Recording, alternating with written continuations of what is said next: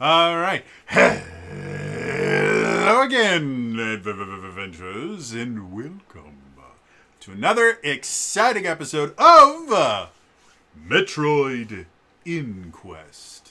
Yes, this is my weird Metroid-themed tabletop RPG that is powered by the Lancer tabletop RPG system, and the people below me are all super cool people, and now they're gonna hate me because I did prep work for this, and there's gonna be nonsense tonight. One will not make it. We will be reducing the cast by one. Announcements. Elias has informed me that he has Metroid-themed announcements. Oh, yeah. You want me to do them now? Sure. Okay. Well, today in Metroid news, Metroid Prime 4 Beyond still planned to release in 2025. All the other games currently still exist and are available for purchase through various retailers and services. This concludes Metroid news for today. See you next week. I do enjoy the fact that on the Switch you can play every mainstream Metroid title and Metroid Prime 1. So that's very cool. May every numbered Metroid Yes, every numbered Metroid, let's put it that way. and Metroid Prime Remastered. And Metroid Zero Mission, the remake to Metroid 1 as well. So, good stuff. I was surprised when Zero Mission came out. I immediately loaded up on my Switch, and I beat it in like 2 hours. If you know what you're doing, it's pretty short. Yeah, I was shocked because I played Fusion, and Fusion always takes me a lot longer. Like, I know you can beat Fusion. It handholds you and it's super linear. Zero Mission, you know what you're doing. Just zip, zip, zip, and you're done. So, yeah, and I still have to finish Prime Remaster. I've gotten Correct. all the way to the... You do. I made it all the way to the gravity suit, and then I put it down for like a month. I picked it up again, and I had no idea where I was supposed to go because I just saved it at the gunship. I'm just like, Eventually, the game will tell you. Yeah, I wandered around for an hour, and I never got the little pop-up, so I'm like, screw this, I'm just going to start over. Oh, It's not that long a game. It shouldn't take me that long to beat it. I've watched you speedrun it like a dozen times. I should be able to I do figure things this out of order. I don't even get Gravity Suit normally. I play. Well, in Remastered I do because I have to. But, yeah. So, other announcements. Trying to think if anything big is going on. There are a crap ton of sales going on right now. Like Amazon right now has a buy one get one 50% off on TTRPG books. If you're looking to expand things like that, I think Humble Bundle has at least one TTRPG thing. I think they might still have their Pathfinder bundle going on right now. Bundle of Holding always has a bunch of cool stuff going on. So like this is a really, really great time to be kind of expanding your TTRPG library.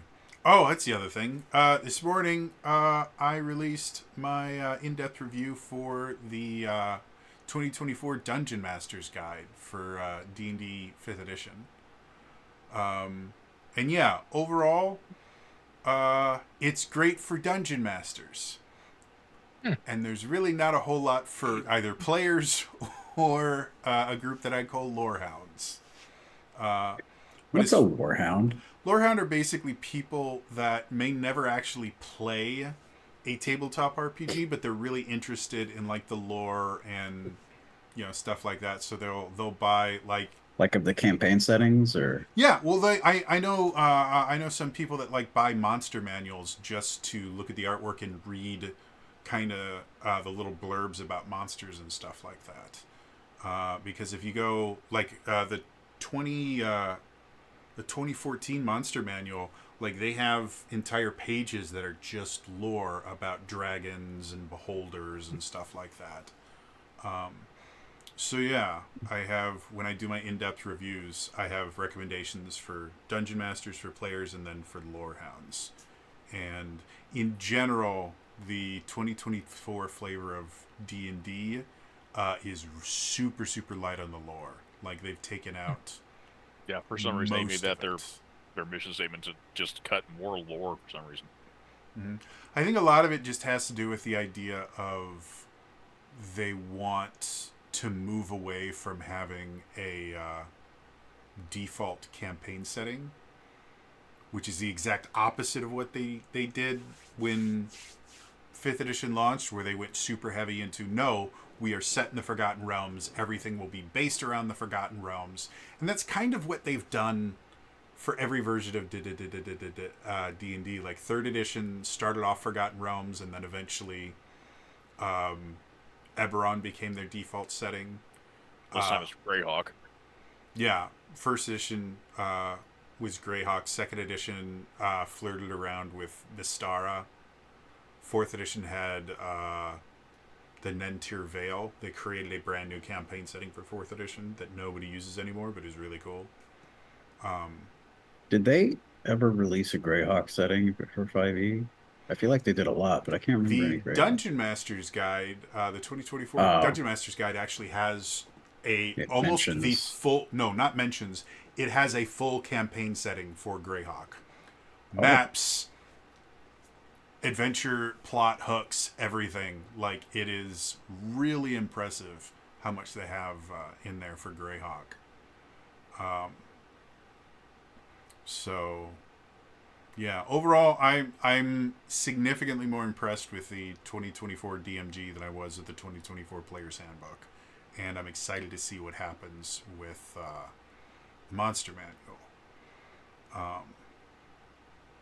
So yeah, I did find something humorous in the GM tools section. They have all these things like this is how you create magic items. This is how you create your own traps. In each one, it kind of breaks down. This is how you build it, and these are the different things you can do to it. They have a section on this is how you create your own monsters. You want to know their breakdown for what you need to create your own monsters? It's a single sentence that says find a monster you like, and this is how you can modify the stat block. They do not want you building your own monsters for 5th edition, and I will tell you why. It's because building monsters in 5th edition sucks. So, I I reskin constantly, but I have built exactly one custom monster for D&D 5th edition in the 10 years it's been out, and it wasn't fun. I've built It, two. I can tell you I did it wrong, but I still have fun doing it. I love building monsters. Really? I hate Yeah, it. no, I love it. I take a concept like the one monster. It was a random encounter. It was probably the most challenging boss monster that ever appeared in front of my players. They destroyed an ancient dragon, nearly died to Parasect. To be fair, back when all there was red and blue, Parasect was on every championship team, right next to Mewtwo. Every time I rolled a five or a six and I just called it spore. And 1d6, it was either poison spore, stun spore, or sleep spore. Get ready. That sounds fun. I will say, slightly switching over to the game that we're actually playing tonight, creating threats for Lancer is fun. I don't like the way you said that. It basically they have these It's like ominous. archetypes, like there's like 20 or 30 of them, and they have like base features, and then they have a few optional features that you can choose, and then they have these templates that you can add to them to further kind of customize them and make them a little bit different. And so yeah, building monsters for lancers, literally find a class that you like, add some optional features, add a template if you want to, and you've got a completely customized monster. It's fun. We'll see if you guys like them, but I had fun building them. And I mean, to take a lesson from Samus, when all else fails, just blow up the planet. So, anyway, What if we blow up a planet next week?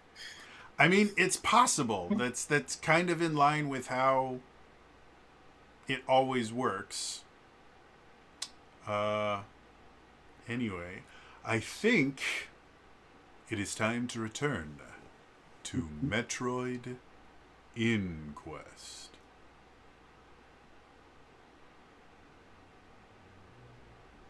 Mantra.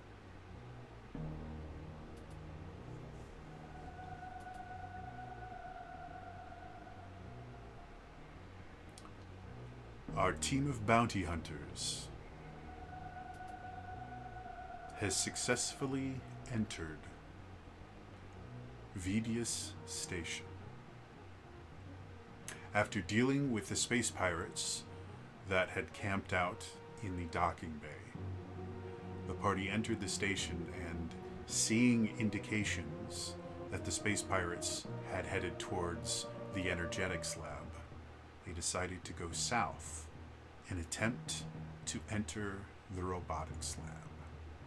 However, as soon as they opened the door to that section of the building, they were immediately hit with a blast of pressurized air, and they realized that the entire hallway leading to the robotics lab was filled with aerosolized lubricant that was extremely combustible.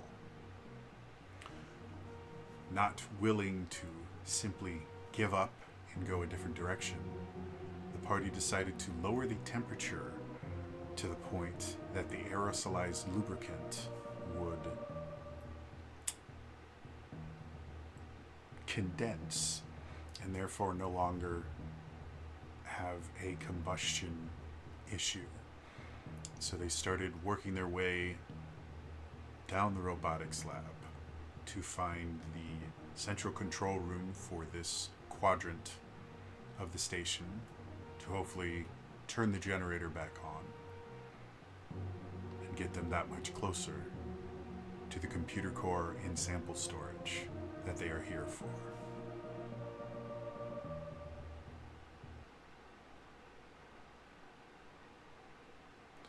So,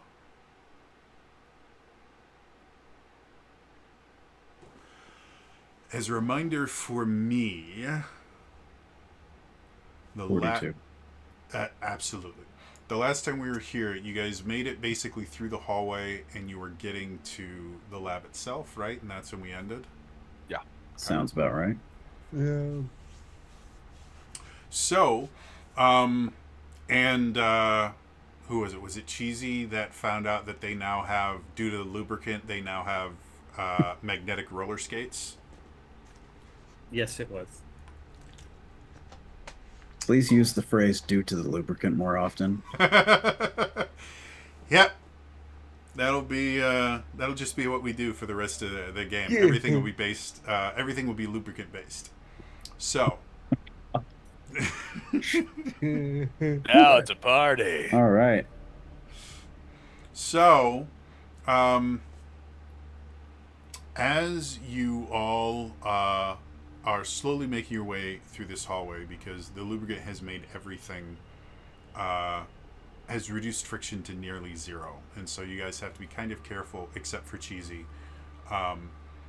making your way through. But you guys do eventually come to another set of double doors that, now that power has been restored enough to here, seems to simply be closed but not locked. What would you all like to do?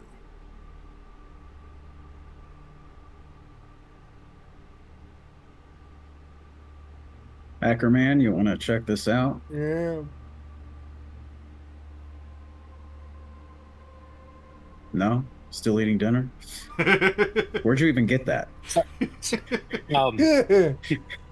But my niece is awesome and cooked through this all together for me. So, yeah. Did you bring enough for the whole class?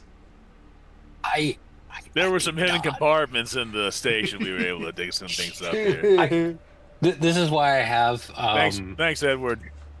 uh th this is why my Mac is equipped with the what is it, the extra storage compartment, Yeah. A so hard that I can drive? have no so what is it called? Oh, Who yeah, expanded compartment. I just have extra room for snacks. who knew DoorDash worked all the way out in the middle of space? That's right. Um, They work hard. no, no, you said the door is closed, but it doesn't appear locked, correct? As far as you can tell, yeah. So, um, I will report that to the others. We could try opening it very slowly and peeking through. I don't know if I could try hacking the door controls to see if there's video from the other side. Sorry, what's the concern here? Are we hearing sounds? Am I losing my hearing? No, Like no, what? no. It's just there's a door that is appears to be closed and unlocked. Right. But Are you going to turn we, this into a D&D game or something where we spend an hour trying to open a door? Or I mean, I'm Edward will oh no, Edward will open the door a tiny bit and then use the Lotus projectors to send my drones into the room to see if they sense anything. Okay. oh As boy, a map. you open the door, I'm going to move down a little bit so that you can see most of it.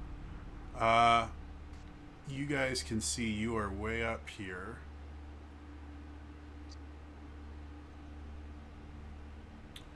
Uh, you guys can see kind of an interesting looking room. In the center here, you can see a group of computers and screens all held together that if you had to take a guess, you would assume was probably the computer core. And then kind of scattered amongst the room, you can see desks with various bits of accoutrement on them. Some of them have papers. The one closest to you actually has a pretty decent sized, almost looking like technical manual on it. And then there's a few that actually have bits of robotic parts in various levels of repair in construction on them. And one thing that you notice is as you could come in here, the hallway that you're in is pretty cold on purpose. But as you come into this room itself, it feels like the ambient temperature drops another 10 degrees easily. Section was this again? Robotics. Robotics. Oh, thanks. And my drones are not detecting um any pirates or anything in the area. Why don't you make me a skill test using your drones? I'll say since you're using your drones, I will give you an accuracy on the check. Okay.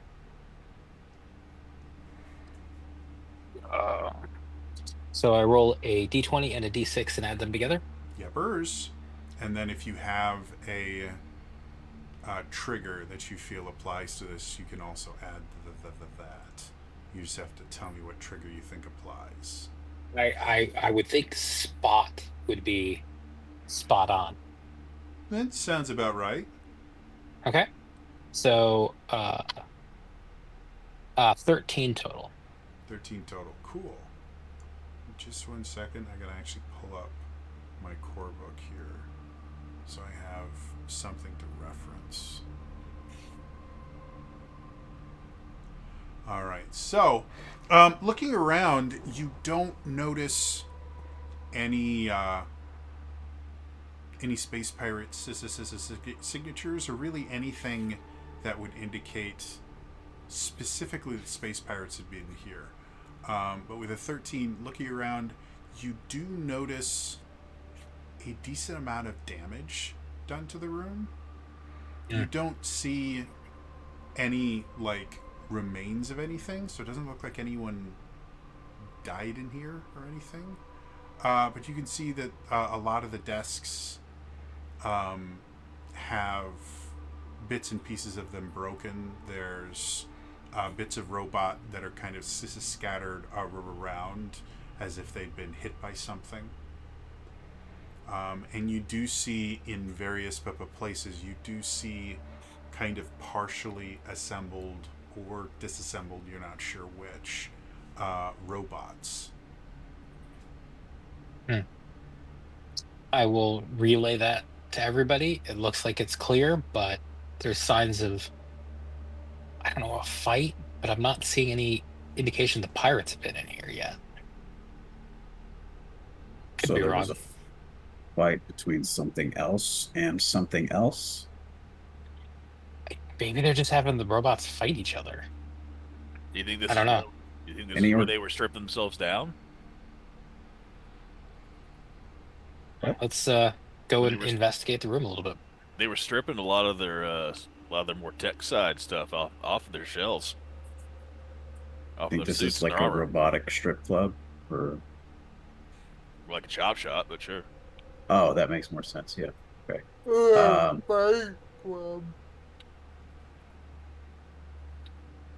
Did you detect any like organic residue of any kind? I think so. Yeah. I didn't see like any bodies, like biological bodies, just robot bodies. Robots going haywire might be what we're looking for. Um, well, let's brace ourselves for that possibility, and then maybe start to. I, I would like to enter the room, Okay. Or we can just being enter. Yeah, that works. being a little bit stealthy. Okay. Hey, I thought we were not going for a D&D situation. Just We breached the door already. We did our job. the door's been breached. We got to the Go map. in That's the important part. I go in swinging. It's what my character would do. Well, no, my character specifically would go for that technical manual. Okay. So I will. Yeah. Sorry. Go ahead. So as you go over to the technical manual, you can see it's actually sitting next to a box. And the box itself has a logo on it that if you guys go to your handouts, you can actually see God the logo. damn it. Ooh. Hate that I know exactly what this means. And I hate that I have to pretend I don't. well, the user manual itself, Edward, you actually find the user manual, and if you want to read that aloud, another handout that should have popped up for you guys should be the Yes. user manual and tech support guide. I love the Lorem Ipsum bit. It's good.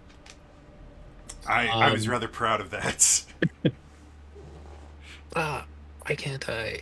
Sorry, I'm trying to make this a little bit bigger. There Here's we the go. magnifying option. Yeah, well, and then I had to make the window a little bit bigger, but it's good now. Thank you for purchasing our latest technological marvel, certain to increase your research capabilities 100-fold. The extraplanetary multiform mobile identifier is the perfect tool to assist your research or exploration based teams with both identification of biological, mineral, and energy based phenomena and collection of samples of said phenomena in a way that is both safe for all parties involved and uses the latest in ethical models to ensure no major ethical laws are violated. The following guide will introduce the various systems included in your extraplanetary multiform mobile identifier, as well as go over the various preventative maintenance options you have to ensure your extraplanetary multi-form mobile identifier remains operating at peak efficiency for years to come. The rest of the manual is filled with various diagrams that seem to be only partially finished, and a preventative maintenance section seems to be written entirely in lorem ipsum. So this is a complete corpo job. Uh, and then it's just lorem ipsum all the way down.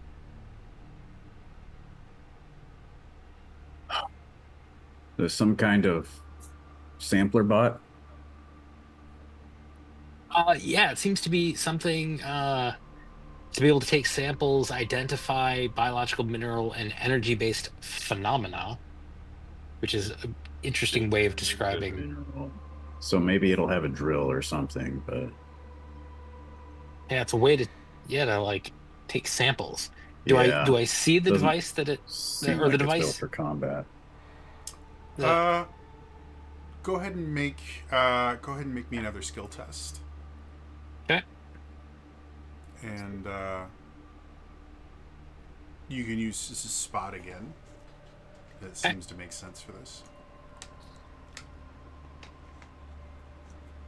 Well, with that +2, that takes me to a grand total of 5. Okay. So as you're kind of thumbing through this manual, and the rest of the group is kind of coming in, reading over your shoulder, stuff like that. You start looking for something possibly with that logo on it, and you're having a hard time finding it. You start kind of examining some of the debris that you found in various places, hoping that, well, maybe this will be something. And you're starting to notice that a lot of the debris has things like sheared metal plates and things like that would indicate more of like a tearing of the metal and things like that, wires that were ripped out, the things like that. But for the life of you, you can't find anything that would kind of match the partial diagrams that you saw in the book. Guys, I'm not seeing this anywhere. I don't even know these diagrams. They might just be clip art that was put in place. I don't know. I can't be sure. Return of Clippy. Does it look like there's been any like forcible breach or like escape from this room of a bot that really wants to get out? Sure. Why don't you make me another skill test? Okay, And and that's I have an investigate trigger. Sure. Yeah, that works. And as a reminder, skill tests, unless I say otherwise, are just a flat DC 10. So otherwise means I can use the investigate trigger. Yeah, you definitely can. Okay, just Are we in the lab? Yeah. I was gonna say this earlier, but I've also stealthily started to sneak in and get hug near the door, start to look around. It was a dirty 20. 30-20. Not bad at all. So, as you are kind of looking around, and you're specifically looking for anything that would indicate something was like trying to get out of the room. Something was here and made a mess. I'm seeing if it ever left or tried to leave to indicate that it might still be here, hiding in plain sight. So, as everyone else is kind of coming into the room as carefully as they can, you kind of look around and immediately kind of walk back to the door and close it behind you to check to see if there's any damage on the inside. And you do see some kind of minor cosmetic damage to the door, but none of it really looks like someone trying to break out. It more looks like something metal hit the door and then caused scrapes and things like that. But there's no like dents in the door or holes in the door that indicate something was trying to get out. Now, the only other exit in this room is on the exact opposite side. Mhm. So if you want to inspect that door from where you are now, you can't really see a ton. Okay. So if you want to go over there, you wouldn't need an additional check or anything. Roll. I would just have to move, right? Yeah. Yeah. So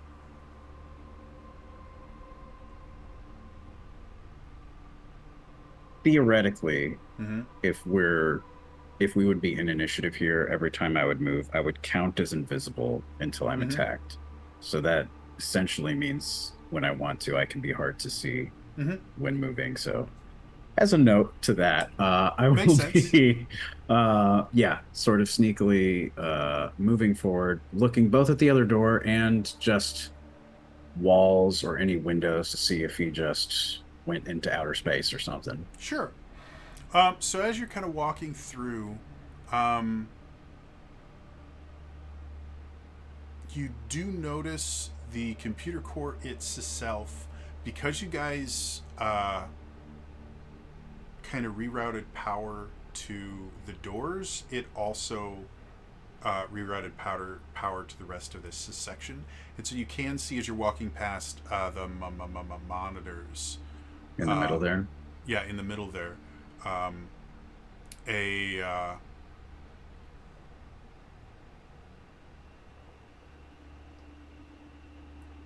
effectively the equivalent of a blue screen Yeah. on them. And do you have like background rights? Do you have experience with like computers in general? I have a specialized background in AI development, Okay. and cloaking tech and explosives, but Okay. not a general purpose hacker.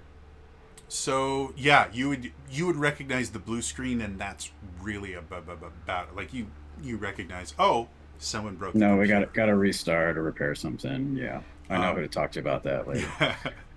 as you're going through, you're starting to find more uh, pieces of robot and stuff like that, and you're also starting to see these very small pools of this dark brown liquid that just a brief investigation indicates it's some some sort of oil. Lubricant, More you might lubricant, say. yeah. And as you get close enough to the other door, again, you can see cosmetic damage in this door actually. And again, you can probably see this from like around here. So if you don't want to get close to that, you don't need to. But as you get close enough, you can actually not only see like the cosmetic damage of, if you had to guess, something being thrown against the door, but you can also see bits of lubricant and things like that kind of staining the door and kind of dripping down it. And all And of then you at there's this point, your suits displays would be indicating that the temperature has dropped another 3 degrees in here. Is it continuously dropping or is it just colder? Uh, because you went from a room of a higher temperature to a room of a lower temperature, the ambient heat from your suit and the ambient heat from that room would have naturally warmed this room a little bit. So you're not sure if the room itself is continuing to get colder or if it's just settling back to its equilibrium that it was at before you guys introduced new heat to it. Right. The computers you said were blue screened, right? Yep.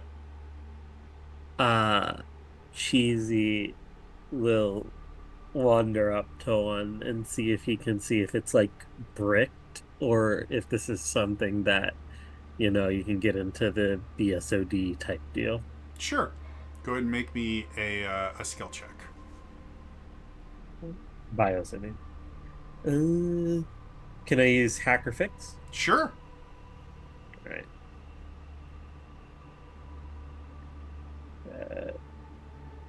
14. 14. So as you come over there, you recognize the blue screen. You hit a couple keys to see if anything happens.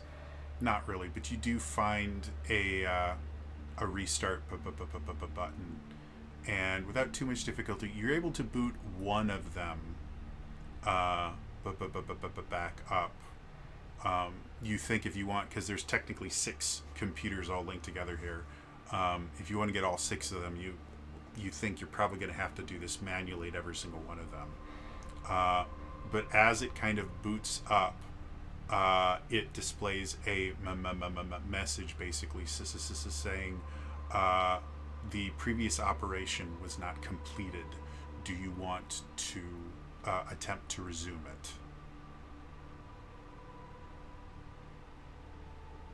Now, Cheesy's a little out there, but he looks at the destroyed mechs and he looks at the computer. And just over intercom, you guys hear the lo-fi again. I got one of the computers working. Do you always play lo-fi every time you're about to talk? I just have a lo-fi playlist going every time I'm Oh, on a mission. okay. Um, get anything from it? The computer, Uh, not the lo-fi. apparently they were running something and it hasn't completed it. Do you know what it was running? Is there any indication of that, or is it like one of those pop-ups that will make the weird computer noise if you click anywhere away from it? It's basically like if you've ever had like Chrome die on you and you open it up again, it goes, do you want to reopen all of your pages? It doesn't tell you what the pages were. But Right. it does say, hey, you didn't get to shut down where you were before. Do you want to basically resume where you left off? So, Cheesy, erring on the side of caution, will say no to that. okay. And as you do that, the screen turns off, waits a couple seconds, turns back on, and you see kind of the normal startup process for Windows Millennium Edition. And Windows 20X5 edition. there's been lots of millenniums, so They skipped 20x4 oddly. Yeah. After it boots up, essentially she's gonna be like looking in the event logs and everything to see what last occurred, if you can clue in on why. it's asking for a user ID and a password.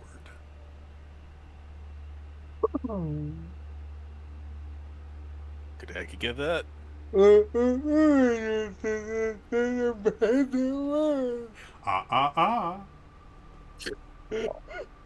Part of hacking is social engineering. So she's going to be looking through the wreckage to see if there's anything.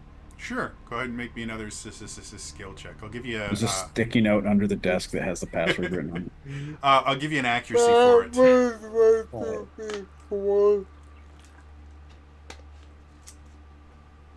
13. 13.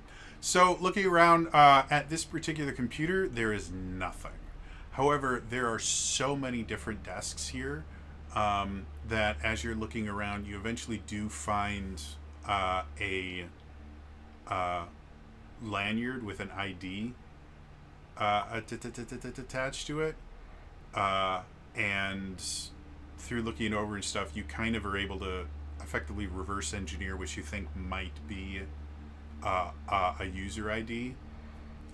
It seems the people here were smart enough not to save their passwords or write down their passwords in a way that they could be found. So you don't think you're going to be able to find a password, but you do have a user ID, and with the right programs, you think you might be able to just brute force the password. All right, he'll script kit it. Okay. So, one more Huh? skill test for me then. What were you gonna say? I was gonna say, I think Edward is the type of person that would have rainbow tables of possible passwords on hand. So, like, to compare hashes with, certain cryptographic keys, like pre-computed. Okay. If you want to use his tables, I'll give you 2 accuracy for that. Mhm. So as a reminder, when you have multiple levels of accuracy or difficulty, they basically kind of work like advantage in D&D, where you roll. Say if you have 2 accuracy, you would roll 2d6, take the highest of those rolls, and then add it. You don't add all the d6s together.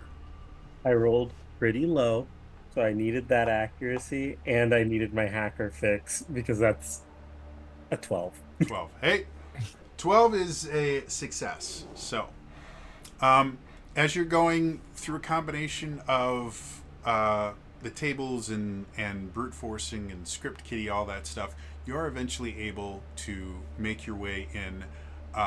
The ID that you have gives you limited access to it, but you are able to see what was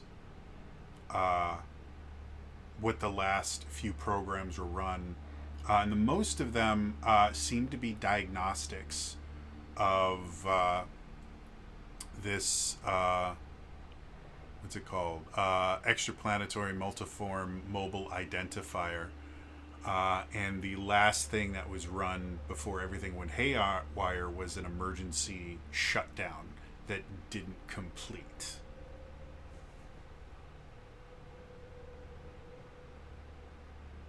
Team, I come over comms again after like borrowing some of your programs, and it's just seems it was an emergency shutdown. Of what? I think of this research facility. Oh, the facility itself. Yeah. Or was it just a shutdown of the EMMI? Was it of the MMI or was it of the facility? Specifically of the EMMI. Oh, okay. Yeah, no, he'll correct it then. No, you're right. Of the MMI. So do we want to shut it down completely? Uh, If it was malfunctioning, it seems like continuing to shut it down would be the best course. Well, the power did cut to this room or this section, right? Yes. It's probably off at the moment because of the power. But we re-added power. It could be back on. Tevlin, you have something? hearing out loud. Well, let me ask you first. Um, how much of that classified mission where Samus went missing afterwards was leaked? Um, Essentially asking if hearing that abbreviation out loud might ring a bell in the way back of my head, or if there's no chance. uh, through official channels, the only thing that linked was the name of the planet, which was ZDR. With your back channels and things like that, you might have heard about the Emmy project and the fact that they sent a bunch to the planet and none of them came back. So you would like that hearing, because again, you probably wouldn't have gotten the full title, but the term Emmy Right. Yeah. you I would start to think recognize. about. Okay. And I don't need to roll for that or anything. No, I'll say Okay. that's something that you would know. EMMI, huh? Yep.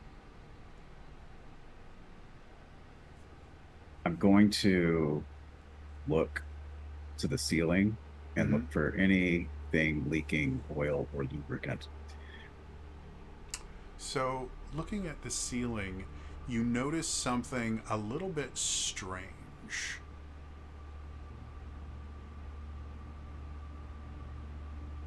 Spread pretty evenly throughout the ceiling, you see all of these strange, almost turret looking devices. But they don't look like they are offensive or defensive. Like they don't look like they're weapons, but they definitely have like a nozzle that can kind of point around, and you can see specifically above the computers. Well, yeah, I'm on the right layer here. Computers here. Over every one of the computers, there's one of these kind of strange devices. And kind of nestled right over here, you see what you believe to be an ME unit that is attached itself to the ceiling and has kind of collapsed down to. Basically, it looks kind of like a storage box that's just kind of stuck to the ceiling. And it looks intact. As far as you can tell, yeah. So, I don't want to alarm anyone, but I think the robot that was being tested on or developed in here is still here, hanging out on the ceiling right over there, and I nod my head in that direction. I don't think it's moved or done anything since we've been here. But if what I'm remembering is right, they can mess us up if we make the wrong move. Real quick, why doesn't everybody go ahead and put their minis wherever in the room you feel like you are currently? I think most of you already have your minis there. Yeah, I'm by a computer. But just in case somebody doesn't. All right, be on this side. I was going to ask, am I the right size? Because I remember the space thing. You should be large, so you should take up 4 squares. Yeah. I don't. I can't change size. Where are you? Here? Nope. It's me. Hold on a sec. Here we go. I don't know why. You should automatically. I dragged and dropped and it was that size. Well, here, let me see if I can't fix that real quick. You are brick. I didn't know if maybe it was like attributed to the map or something.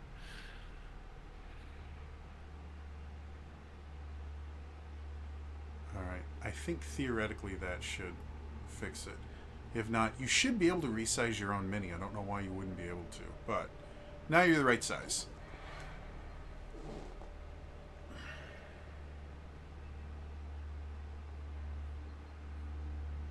So, yeah, as Tevlin kind of points out, you guys can see again, as it is right now. It looks like a storage box kind of thing, just stuck to the ceiling. Should I have my drones go check it out?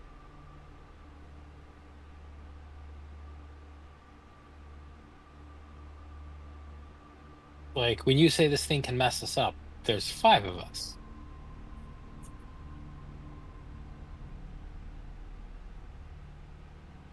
Yeah, but from what I had heard, these. Let's see, I heard about the Inquest. These are built to handle anything, so. What? Like, they might be, their purpose might be specimen collection, but um, they are programmed to do that sometimes by any means necessary. They have a very, very, very hard lining that is difficult to penetrate.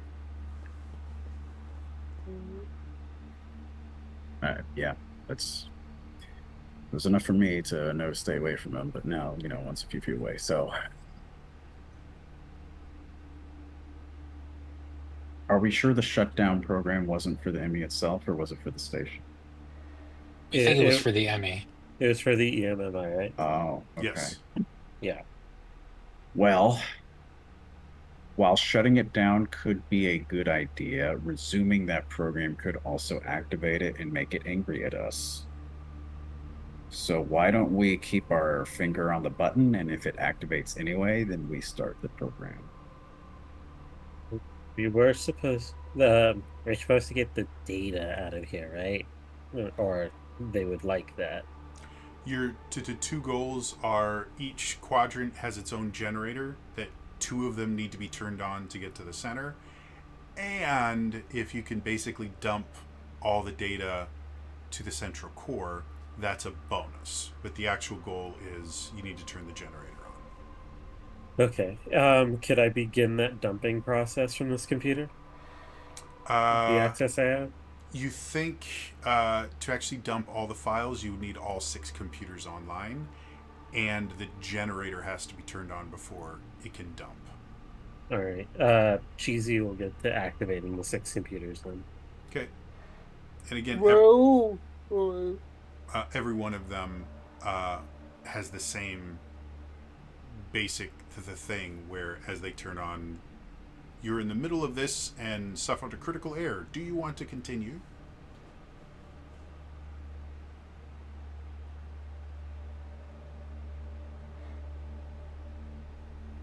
we have. I'm basically gonna leave it on that screen for now. Okay. Yeah. And then the one that you've actually logged into, uh, this particular user account doesn't have access to the generator control, but Yeah, you're we pretty need more. sure, with a little bit of finagling, the generator control in and of itself is not quite as locked down as some of the other things on the system. Um, and you guys do also have your Echo AI that's supposed to have command codes and things in it. Yeah. Been suspiciously quiet. You guys haven't asked anything of it, so. I guess that's a good thing. Well, this year, to the computer online, can I check the display max to quiet the how they was displayed was it what was it Sure. Go ahead and make me a. was it Yep. Go ahead and make me a skill test. and I have either read the situation or take someone out. I'd say Was either those apply? I'd say read the situation would probably work here. So I'll let you use that one. Alright. So it is for the So yeah, D20 plus whatever your level is in that trigger. alright.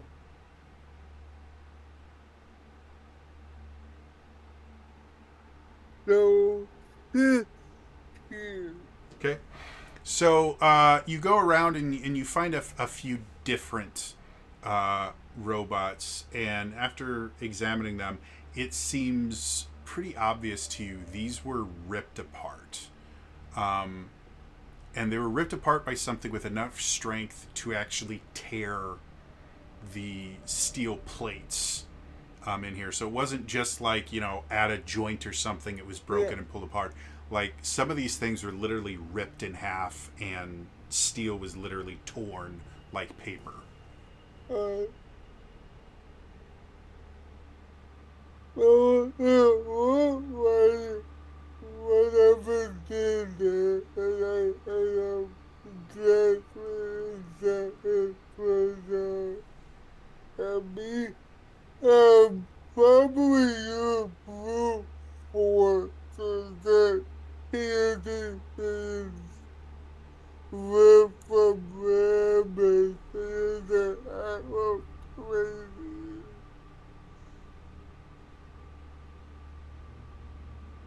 Well, I wouldn't put it past this thing, but I don't know its capabilities, and I'm hoping not to find out today. Yeah. But I just wanted to keep everyone boy is here.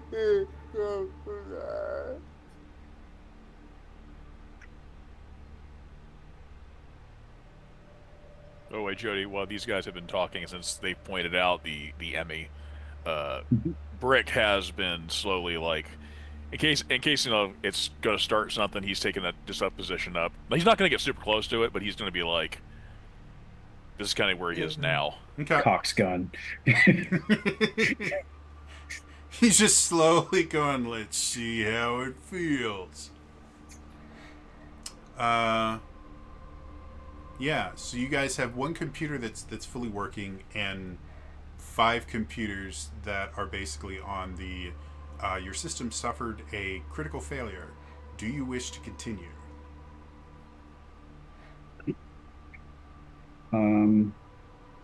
All right, so we need to find our generator, was it right?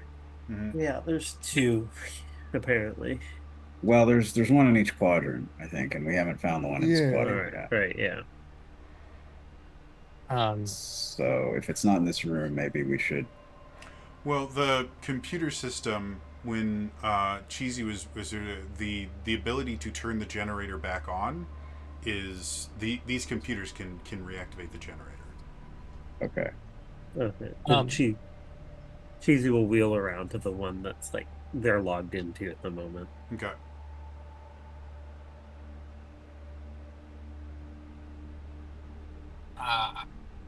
Echo, what is the um, command to restart the generator from here?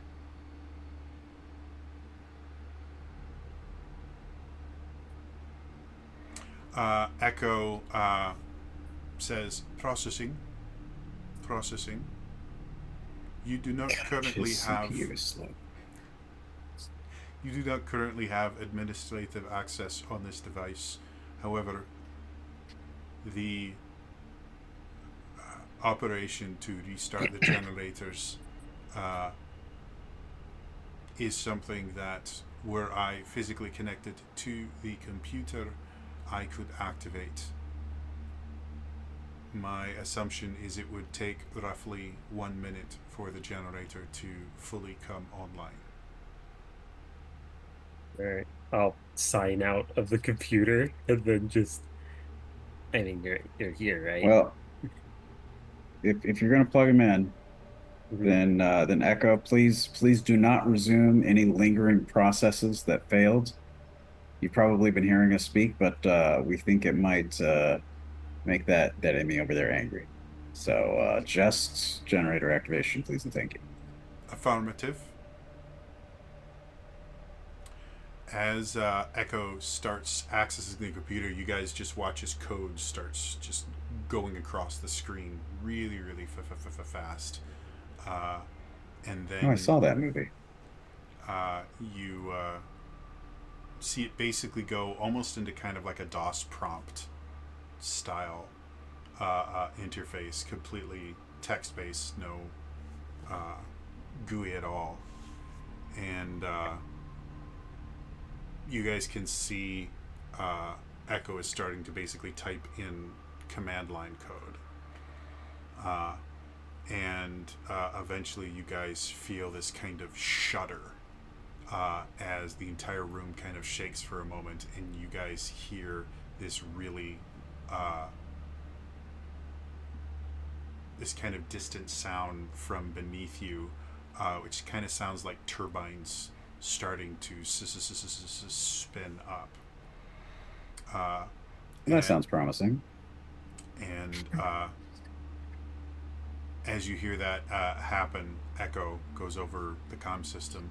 The generator start process has started. Again, it should take approximately 1 minute for the generator to completely come online. The redundant Department of Redundancy thanks you.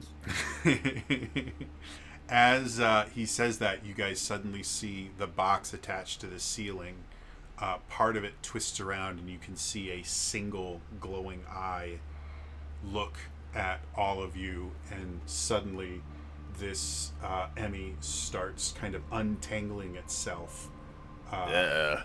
Confirm process, resume process. Someone's Press the woke up from button. their nap. Press the button. Someone's woken up from their nap. What I'd like everyone to do is, course. why don't we?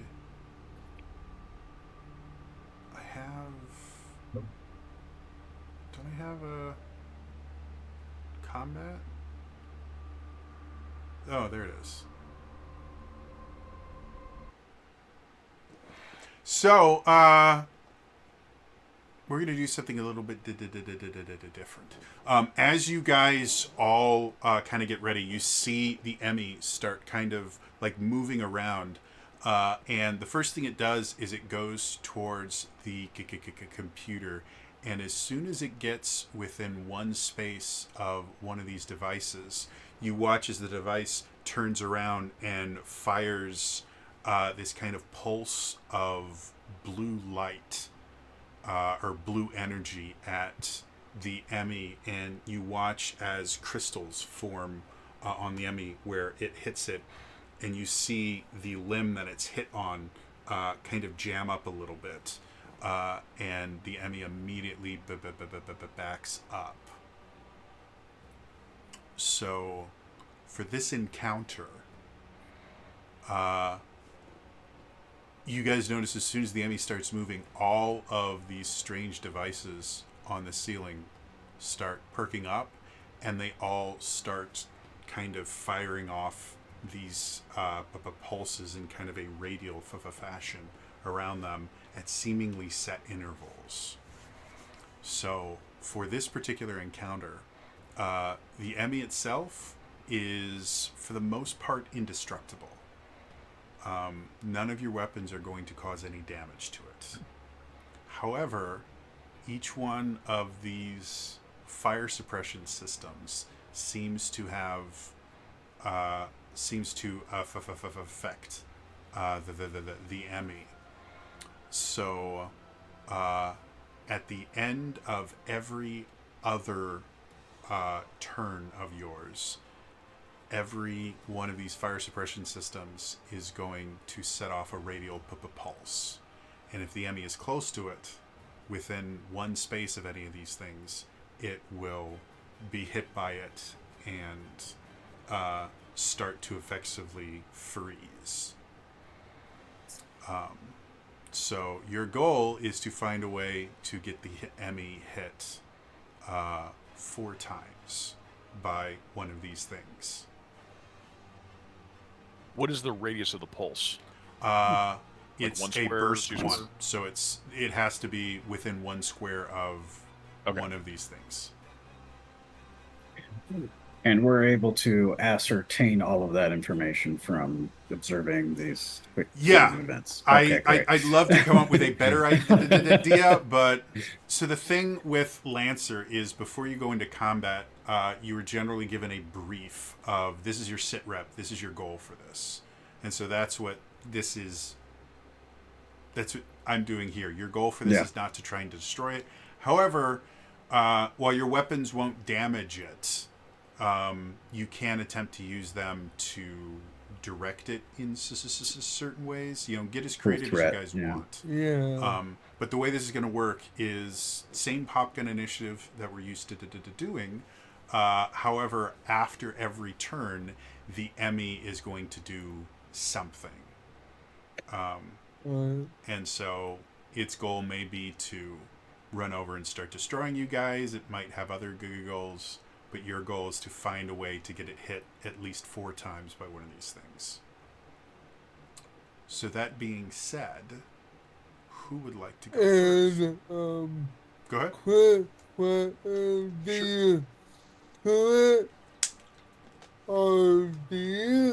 Yes, the brown looking things. Alright. That those are that. if you look stunners.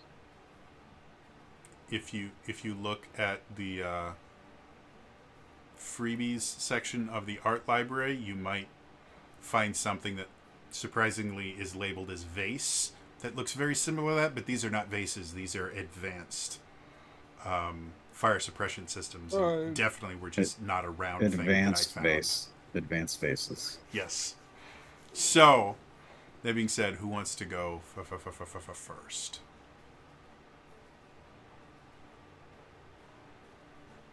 Uh, Um. mm, Real quick, cheesy. Hmm. You're at one of the computers, right? Yeah, is it one of the ones in the center here? Yeah. Just Yeah, put your I'll mini put them. next to the one that you're at. There you go. So that's where you are. Okay, cool. So who wants to go first? okay, I'll go ahead and immediately. You can see my ruler, right? Your what?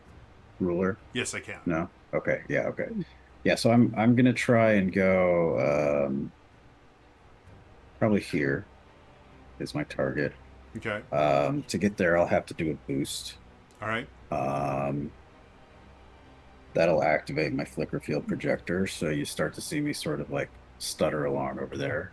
Okay. Um, like so. And then be invisible, but I won't be hidden. I don't have to do for now because I need to get its attention. My goal, and I'll say this over comms, it's like let's try to get to hit ones not in the path of the computers we need to activate. And so I'm coming over here as I say that, and then I'm probably just gonna try to shoot it to get its attention Sure. Go ahead and make it a with tap roll. I guess an aux weapon, right? Yeah. Okay, so that's no You what can sense. for a skirmish, you can activate anything other than a super heavy weapon. Oh, can I use my main weapon? Yeah. Oh, The that's right. difference That's between right. a Yeah, that barrage was and a the skirmish is I barrage lets remember. you hit two things. Yep. So if you want to use your main weapon, you can. Yeah, okay. That one's got accurate. So, um, yeah, we'll do. Oh, but hang on. I don't know if I have the range for that. I don't think I do. Or no, the range 15. That's squares. 15 squares. Yeah. Everything is measured in mm, squares. Fantastic. Okay, I do have the range. Yeah, I'll aim up and try to get its attention with a nice little grenade tap. Um, Everyone knows like best way to get. Samus shooting a missile and it doing nothing to its face. Everybody knows the best way to get your crush's attention is to throw an explosive at them. So Amy, I didn't know you felt that way. Um, all right, and that's a D20 plus. I don't have a plus what's grit. disadvantage called? Uh, you don't I don't currently I have don't have that. Right. Difficulty. difficulty. Yep. And so accurate gives me 1 accuracy, right? Yep. And so that's D20 plus my grit, which I think is 1, and then a D6. Okay. Yepers. Oh, I like this. It's going to be a total of 24 to hit. 24. And as a reminder, a 20 or higher counts as a critical hit. And I don't know how this affects an Emmy, but for this weapon, on a critical hit, target becomes impaired until the end of their next turn. So, whatever that means. Interesting. So impaired is a condition that I am. I roll for damage. Oh, it's 0. Okay. I'm going to remember what impaired means. But it's a lot. They get Or it would a difficulty on all attacks, saves, and skill checks. Okay. So that's nice. So, you guys watch as Tevlin starts kind of running, and he's kind of speaking over comms, and you watch as not so much watching him running, but you see him kind of move and then disappear for a minute, and then you notice him in another place, and then he shoulders this relatively large grenade launcher, launches it over, and it smacks the Emmy exactly. It actually goes past the Emmy and actually gets between it and the roof, and as it explodes, the Emmy goes from sticking to the roof to the floor, And we're going to say impaired is... That's the impaired. Oh, I can't see that very well. It's a little bit better. Okay. So the Emmy is... Oh, here. Red is impaired, because that's something I can see easily. So the Emmy is impaired and seems to be fixated on... seems to be fixated on Tevlin for right now. And while I'm here with my turn, and I still count as invisible, so I kind of like you can see, like you can sort of tell where I am. I'm just kind of really hard to see. So. Well, if your goal, because with the critical, since your goal was to get its attention, that's why it's kind of focused on you. Is because that's what you want. I'm okay with it focusing. It just Okay. For attack purposes, it's still the coin flip. Yep. Okay. Makes sense. Cool. Well, on its turn, having never seen one of these things move before, you are shocked with the fact that it leaps directly next to you. And you watch as one of its clawed hands... A little bit of pee comes out. One of its clawed hands open, and you see this kind of very nasty looking needle come out, and it starts to thrust it towards you. So this one has it on its hands. I think the way that invisible is supposed to work is I roll to hit first, and if I hit, then you roll the 50-50. I think it doesn't matter, but yeah. Because if I miss, then the invisible doesn't actually matter. Because I still miss. But if I hit, then invisible comes into play. Does that make sense? Yeah. Statistically, I don't think it matters. Yeah, statistically, I don't think it matters either, but it makes more sense to me that way. So yeah, I'm going to start with a d20. And it does have the impaired difficulty. Yep. And so I'm adding or subtracting 2 from it. So that brings it to 12 versus your evasion. Evasion is 12. Okay. So, flip a coin. Yep. Let's go even. Even? Gotcha. All right, so you see this thing coming towards you, and it's coming directly for your visor. And as it gets about this close, you kind of move to this side, and you see it just go, and it actually kind of scratches the paint on the side of your helmet, but it doesn't seem to connect. Oh! That's my reaction. All right. Who wants to go next? I will. Devlin's my buddy's in trouble. So 1 and 2. Were you gonna say something? To clarify, the pulse from these things will go off at the end of the Emmy's next turn. Okay. At the end of what? The Emmy's next turn. So you guys get a turn. The Emmy gets a turn. By the way, it's no longer impaired. It only lasts until the end of their next turn. So. Okay. I lost my place, so I was like, I think it's where I can get normal movement and like boosted action. I will get right here. Okay. So just FYI, as long as if you are next to me, because my mech's passive, any ally that's adjacent to me, you're a hard target. Right? You get hard cover. Oh, okay. That makes a lot more sense than me being hard. Yeah. Okay. Well, I mean, he is like not right now. Specimen. I'm not. This kill a robot in my face. So that was your move and 1 quick action. What else do you want to do? And now I know. Let's see. Nothing else really to do on that. I will just take a swing on that with my hammer, just to get his attention. Just I figure I can probably take a hit, hopefully better than Teflon can if it does decide to start swinging. I'm Even so though I know curious. I'm not going to do anything else other than get its attention. But that way, I'm hoping if I keep it preoccupied, uh, it'll be within the range of the thing when it goes off. Okay. So just D20 to add anything else to it. Yeah, your grit. Mm. So just a +1. Okay.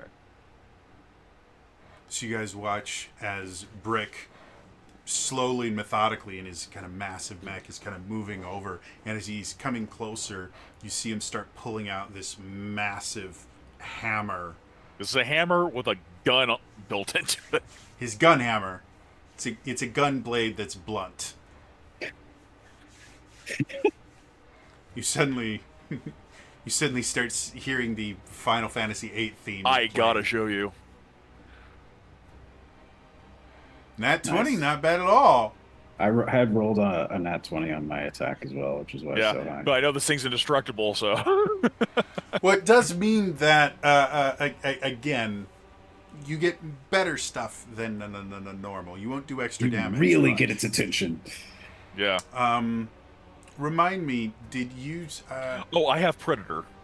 I was about to say, did you take the talent that makes actual nat 20s do something different? We'll have Predator when you roll nat 20 on a die for any attack and critical hit. You deal maximum possible damage and bonus damage. I also have rank 2, which is Call the Herd. Critical hit gains knockback. Okay. So I think worst case scenario, just like I knock it back here. So, since you got a crit, knockback has to be away from you. So, Yeah. using the ruler, tell me where you want to knock it back. And is it just one space or? Yeah, I want to knock it back one space. I still Okay. want to. Sure. So just using the ruler tool, just point me the direction that you want it to go. You just want to move back there? Yeah. Okay. So you guys see him come over and he takes the hammer in both hands and just boom. And as he hits it, there's this explosion that happens that causes your kind of automatic tinting on your visor to activate, and soon the whole world is just kind of dark for a second. And as the smoke settles, you can't see the Emmy in front of you anymore.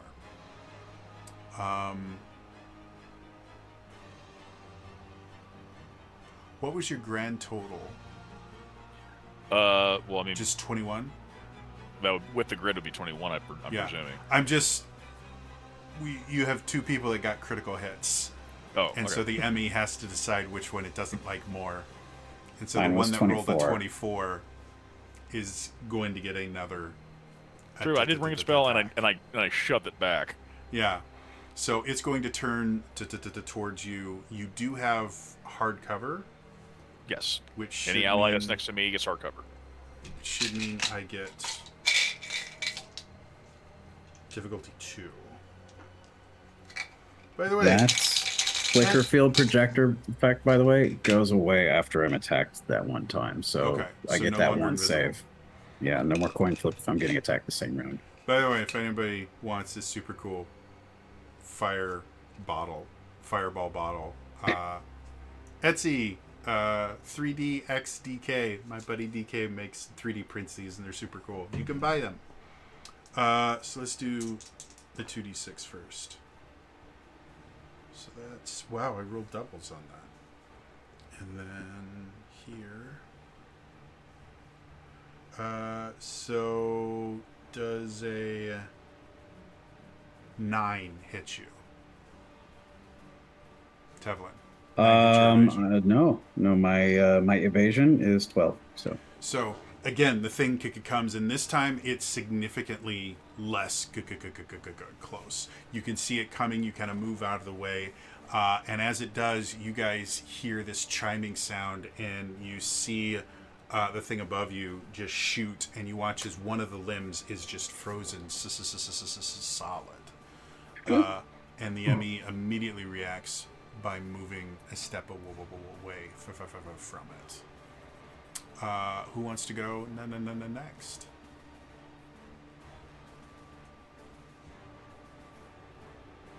Helps when you're not muted, Rizhenko. Yes. I would like to do 2 tech attacks. Okay. Quick attacks. Sorry. Because my first one is going to be to use my formidable hacking skills to bolster Cheesy's mech. Okay. When you bolster, you use your mech's formidable processing power to enhance another character's systems. Choose character within sensors. They receive +2. I believe it's +2 accuracy on the next skill check. Yeah. It's the Black is hex accuracy. protocol. Black is accuracy. White is difficulty. Next skill check or save they make between now and the end of their next turn. Okay. And then for my second quick attack, I am going to use invade on the Emmy. Okay. Am I within 20 of it? Or am I gonna have to Theoretically, roll if save? you use the ruler tool, you should be able, or the measure tool, you should be able to measure. Yes. Sorry. Uh, I'm within 20, so. Yep. All right, so make a tech attack against the character with sensors, line of sight. On a success, they take 2 thermal, and choose one of the invasion options. I'd like to use fragment signal to give it false information. They become impaired and slowed until the end of their next turn. So, All right. um, Cool. So remember on your frame sheet, it will actually have a thing that says tells you what to add to your tech attack. So in on your character sheet in Roll20, you'll actually have on the mech one, you'll actually have a thing that says T attack, and that tells you what to add to it. So looks like 4 total. all right, so D20 add 4. Let's see what happens. Ooh, I'm 1 shy of a critical, so 19.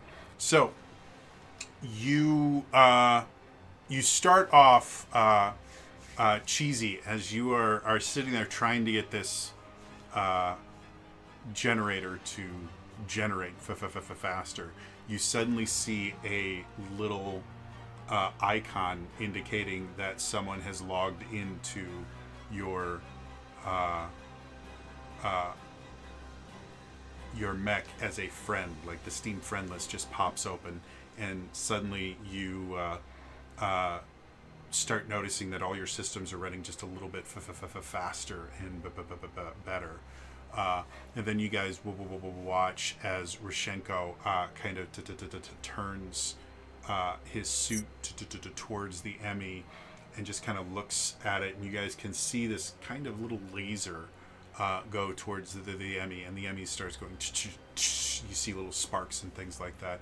You said it's both impaired and slowed, right? Yes. And it takes 2 heat. Yeah, which in retrospect, that might not be great since we're trying to freeze it, but.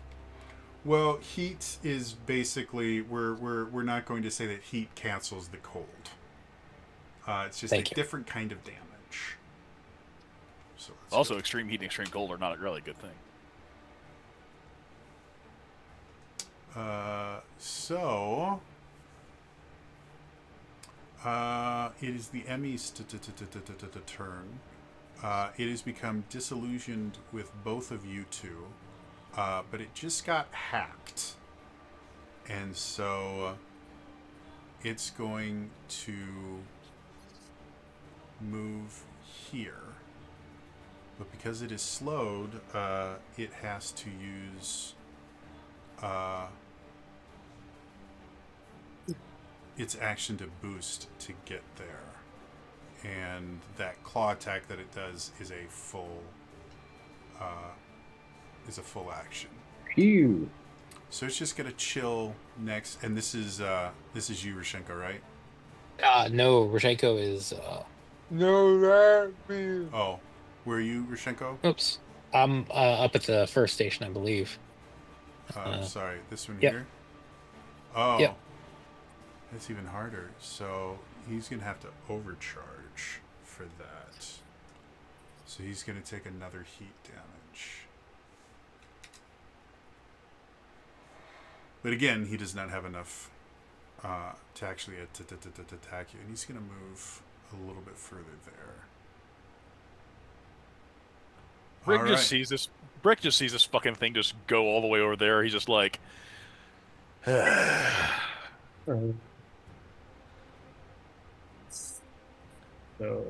Hey, you can do, always do I create have tension.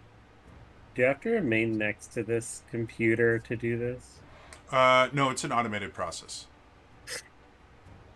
All right. Well, I am essentially going to is this room filled with that burnable lubricant? Uh, it was just in the hallway, but you guys would have tracked some of it, and you would have some of it on your mech. But as far as a significant amount of it, it would probably just be there'd be a decent amount of it right here in these first kind of two, within Right. about 10 feet of that door. There'd be a decent Well, amount of it. Cheesy will basically fly over here so he's not like breaking computers. Mm-hmm. I will ask as a question, can you lock on and then consume your own lock on? Yes, you can. All right. So first quick action is going to be to attempt a lock on. Okay. So that's a tech attack. Yep. Just seeing what my bonus is. All right. 19. 19 works. So all of you guys on your heads up displays, you now have the Emmy kind of outlined, and has made it kind of very easy for you guys to be able to see. We'll thank Roshenko for my 3 accuracy on my skirmish. Wait, sorry, 2 accuracy. And I get +1 from my mech. This is going to be with my launcher, the one that Technically, the bolster only works on saves and skill checks, not attacks. Okay. Understood. Still very useful, just not on attacks. This is a smart attack, by the way. Okay. A smart weapon. All right. Oh, I thought you were calling yourself smart for using the attack. No. So it goes against their tech defense versus evasion. Yes. I'm just making sure I'm getting You may things regret right. that decision. I mean, I can't help it. The weapon is a smart weapon.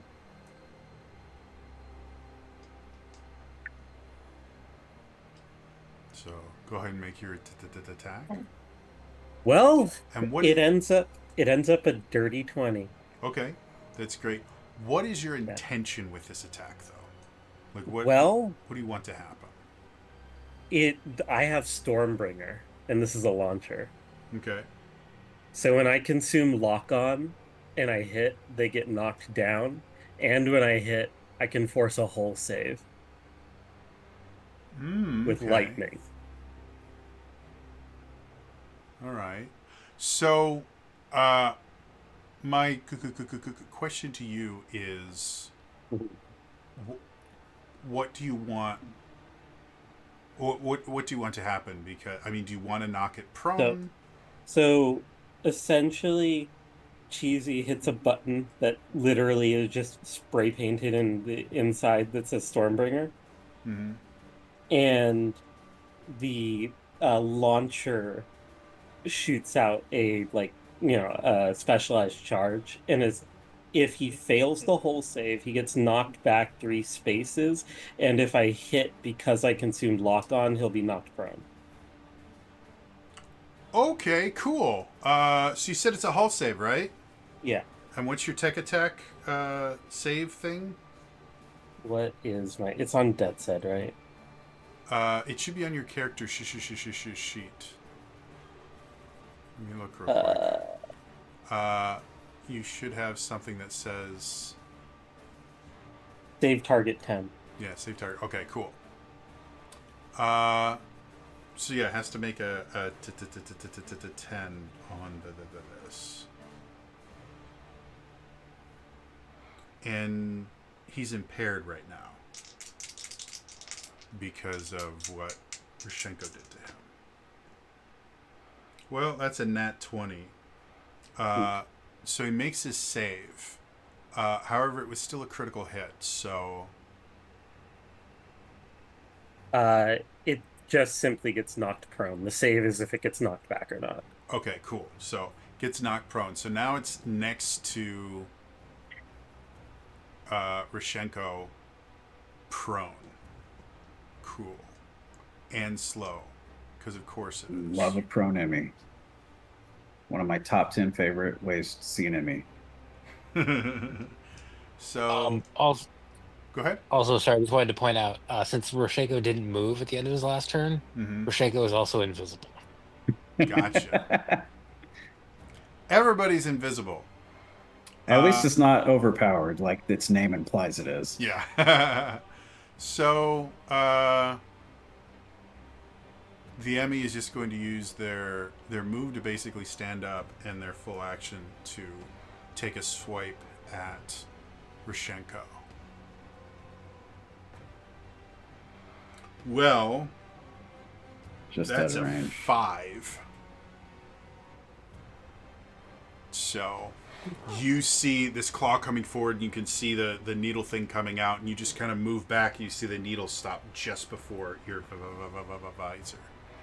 At the end of its turn, you see all of the fire suppressant systems kind of let out that pulse, but unfortunately the Emmy is not close enough to any of them to be hit by it. Who wants to go next? Oh, so we're not in danger of the pulses, just the Emmy. Just the Emmy. Oh, okay. I thought we were at risk too. I was in range of the first one and nothing happened. I was considering slowing you guys with it, but this is already stacked against you. So I would be stationary if you slow. none of you guys have gotten hit by this thing yet, so you don't know how bad it is. I know in theory how bad it is. So I'm just going to put that out there. We're not going to deal with slowing you guys as well. If anyone is not looking at the Roll20 chat, Imp did put an interesting question in there that might be useful. I was definitely not looking at that channel. So that being said, I think we still have one other person that hasn't gone yet, right? I think that would be Fleming.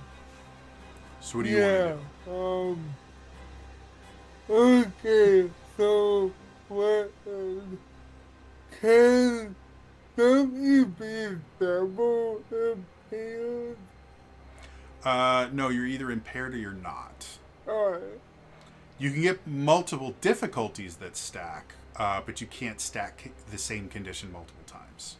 Alright, so if I do something that would impair Well, I believe the impairment... do anything? Well, the impairment should be over now since Emmy had a turn, right? Edward, unless... Yeah, I believe it only lasts for a turn. So the Emmy is no longer impaired. Alright. I should probably take the impaired thing off. So, I will use one of the quick tactics, and I will invade with my monster suite, Okay. and he will find with a final monster that may be more terrifying, but until the end of my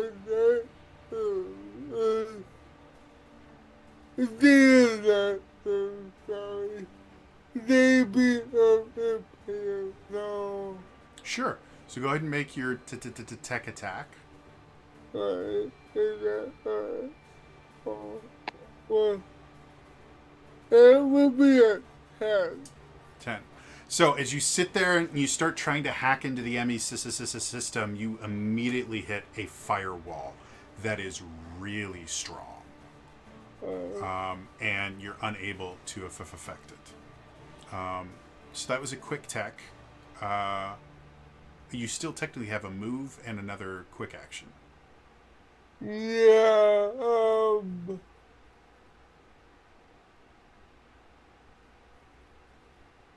so, can I do another evade? Try another one? You can't use the same Oh, action twice in a single turn unless you overcharge. alright. The additional quick action you get from overcharging can be anything. But that's the only time you can use the same action twice. You can make another quick tech attack. It can't be just the same quick tech. Alright,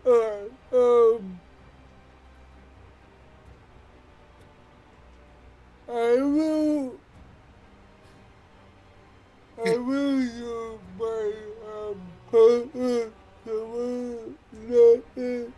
property and try to use them to force that closer to the. All right. So, do you want to move it closer to this one or this one?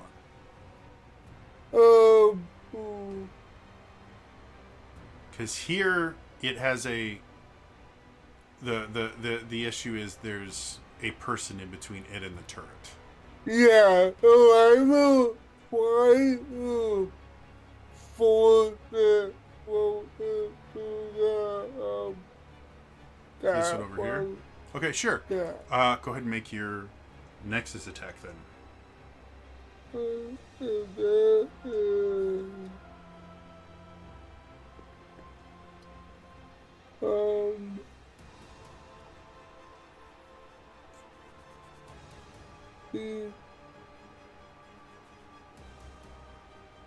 that would be,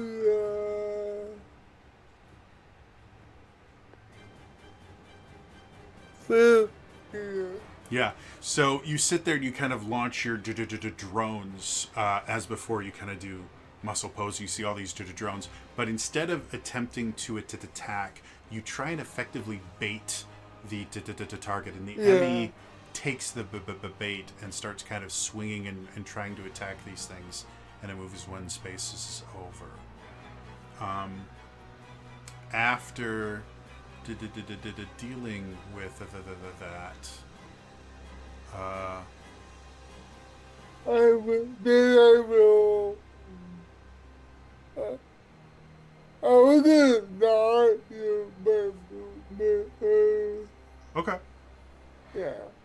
So, the Emmy kind of running out of drones to attack, like a cat chasing a firefly, kind of reassesses. Who's this up here? Is this you? I think that's just a double. Oh, it's a Like, double? Okay. yeah. Yeah. Me. Okay, so we don't need that one there. Okay. So, yeah, it's going to go back towards Rishenko and try to stab him again. But he's impaired. Choose my nice die. And Roshenko's invisible, so I think there's a 50-50 shot. Yep. So let's start off with... Oh, you get to stay invisible, Lucky. Does a 16 hit your evasion? A 16 would. Okay. Choose even or odd. Even. Okay. So you see it extend its claw, and you see the claw kind of grip onto your shoulder. And you can start feeling this pressure forming as the kind of needle is starting to press into your armor. and right before it's about to kind of actually breach it, you literally just kind of fall down, and you watch as the Emmy loses its grip, and the needle goes and just destroys air.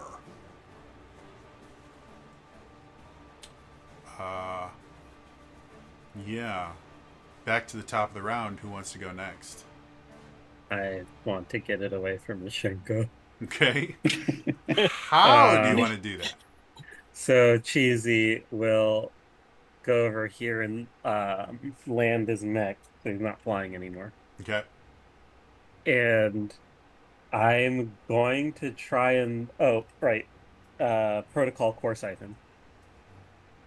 Okay. Uh, but I'm gonna try and lock on again. Remind me quickly, what does Core Siphon do?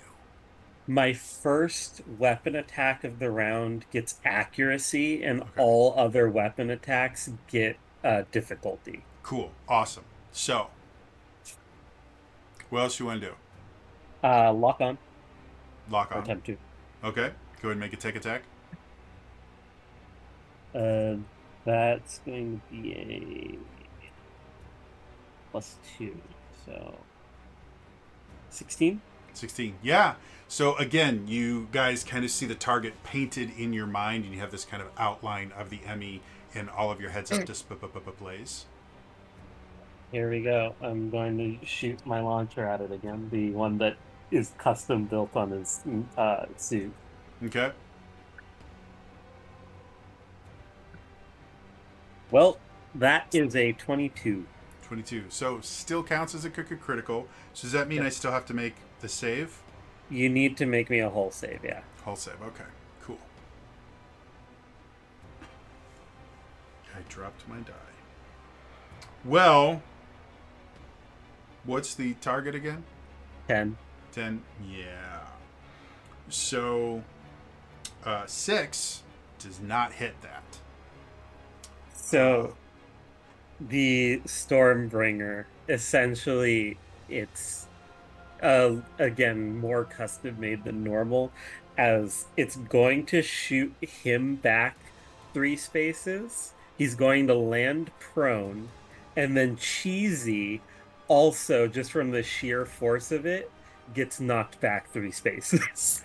So you guys watch as Cheesy, who's been hovering above the computers, kind of flies down and lands. And you watch as, if you guys have seen Iron Man 2, where the army bots kind of go to the thing, and then you watch as those little kind of tabs lock out to kind of give them additional grip on the ground. You watch as Cheesy kind of lands, and you see these extra flaps go out to kind of hold him to the ground. And you see this massive cannon in the center of the unit just fire this shot. And as it does, it hits the Emmy solid. And you see the Emmy's plating gets scorched a bit. And it is launched. Where specifically do you want it to go? Like here? So essentially, I was here, and yeah, I aimed it so that it would get launched there, and technically I would be Okay. there. And then as he fires, you watch as, despite the additional grip, Cheesy is lifted off of his feet. He hits the desk behind him and rolls over it and lands on the other side of the desk. By the way, if there were ranged attacks, technically if you can put the desk between you and the Emmy, it does count as soft cover. And you said it's prone, right? Yep. So how is it going to do this? You can just stay there. It's fine.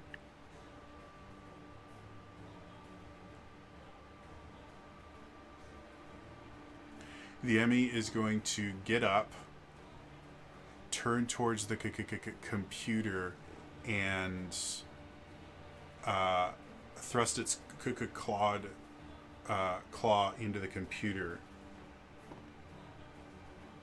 Still roll like You watch as the central computer there kind of sharp sparks and shocks, and now there's a large hole in it. And this computer specifically is no longer operative. Let's use that color for right now. Ah, darn it, you avoided the warranty. So you guys have lost one of the 6 computers that are there. At the end of the turn, the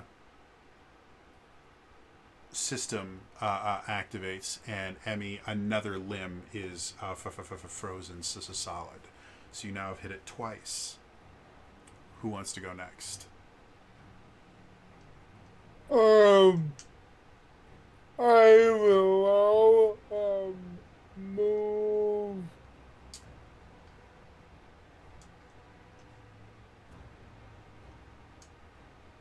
here, and I will try to invade it again Okay. with that hero 5. All right. Go ahead and make your tech attack. 5.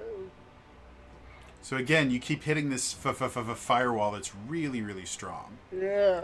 What else do you want to do? And then I will,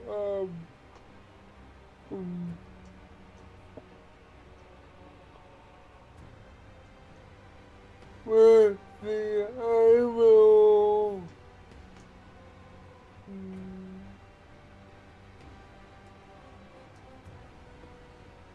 then, I will try to use my rocket to try to hit it down and then blast it so it can't. Okay.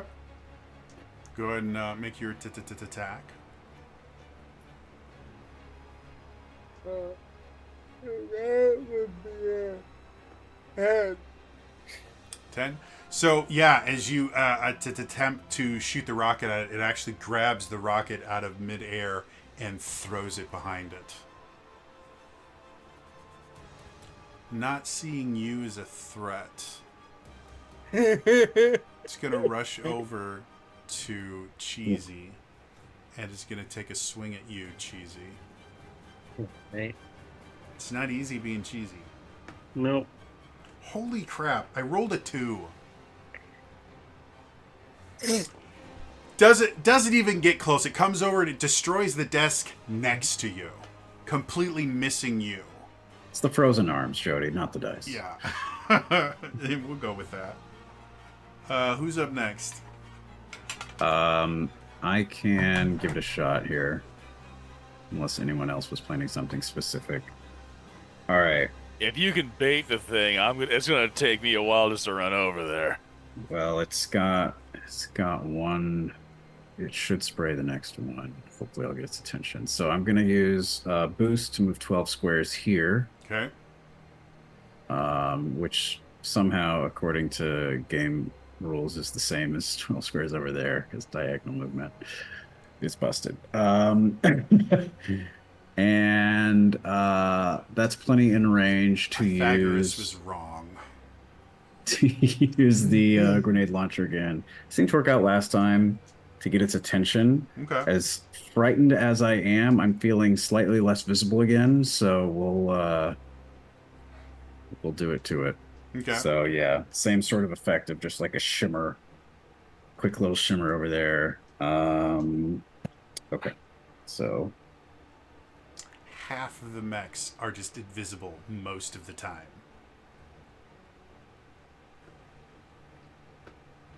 21 to hit. 21 definitely hits. It's a critical.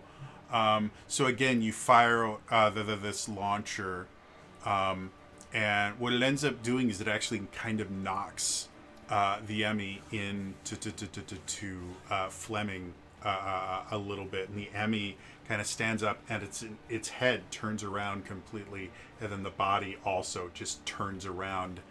God, it's so creepy. And it rushes directly towards you. I'll put it there because I don't want to stack the tokens. Yeah. And it's going to take a stabby stab at you. Okay. Well, that's 11 versus your evasion. Well. So it gets really close, and this time you actually kind of grab the claws. And as you're sitting there, suddenly the needle comes out and it stops just shy of you. Jeez, it's so jarring. You can't understand why. Like, it doesn't matter how many times you expect it. It seems to just randomly shoot out the needle. Like, it's never a timing thing. There's no, like, warning or anything. It just randomly, the needle's there. I'm very familiar with the feeling. I can hear your butt clench all the way back here. Thank you. I worked out. I think that's its second turn, right? So, yeah. That was the plan. Fire suppressant system fires again. A third limb has now been frozen solid. It is now kind of hopping around with its last remaining limb. Who else wants to go? There's only. Oh, have you not gone yet? I don't believe I've gone yet. Okay. I was going to try to hack into the fire suppression system Sure. and see if like I can either cause it to trigger right away, or if I could make it the range more, Okay. or yeah, either see if I could force it to go right away, see if I could expand the range, or if I could have it hold it until to release. Okay. Choose one of those things to attempt. You know what? You I'm gonna. theoretically can do one of those things, but you have to actually choose before you make the attempt. I will. Because they I will will all have therefore. different. They will have different difficulties. I will see if I can get it to trigger right away. Okay, go ahead and make me a tech attack. Okay. Is going to count as an invasion if you have anything that does anything to invasions. I don't get to use my triggers, correct? And my background as a hacker wouldn't help with this. No. Triggers Okay, and backgrounds are... Well, actually, backgrounds you can, because if you invoke a background, it gives you an accuracy. Triggers are entirely non-combat. But background, go ahead. So yeah, I will use my background as a hacker. And would I use my tech attack? Yep, it's a tech attack, and you would get one accuracy from your background. God, thank God. So that is a total of 14. 14. All right. So as you guys are sitting there, you suddenly start seeing Rishenko kind of focusing not on the Emmy, but seemingly on the fire suppression system. And suddenly you guys hear this whoop whoop resetting. And suddenly fire suppression system activates, hits the Emmy one last time. And the Emmy is now frozen solid. I'm still holding it and watch very carefully for any movement.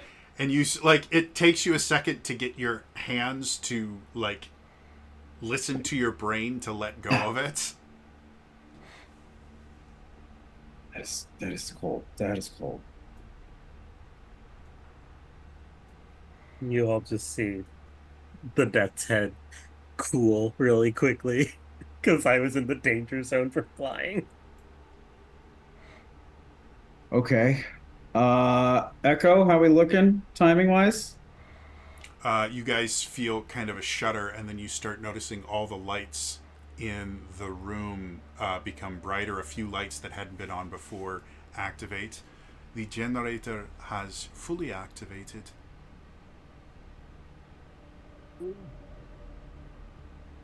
Okay. So how do we initiate the download? Can we We with need to one of the copy it. computers out of the commission? I think Echo's going to be able to dump the files into the core. Affirmative. It will take To activate the file dump will take just a few moments. The actual dump itself will take the better part of 20 minutes due to the data, but there's no reason for us to remain here while it is happening. Out of a pure sense of safety, wouldn't it make sense to create a redundant copy of the data, perhaps in one of our suits, just as a backup? Uh, Or Go ahead and make me a skill check, but I'm going to give you 2 difficulty on it. Because our command AI really likes compartmentalizing contractors. Oh. um, I don't get any bonuses, I assume. If you have a trigger, I would say your hacker background is not going to help with you trying to lie to an AI.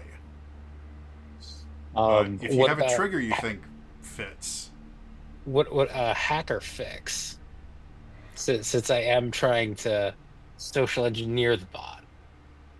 I'm gonna say no. I'm not gonna give you it for this one. Um, This is straight up just lying.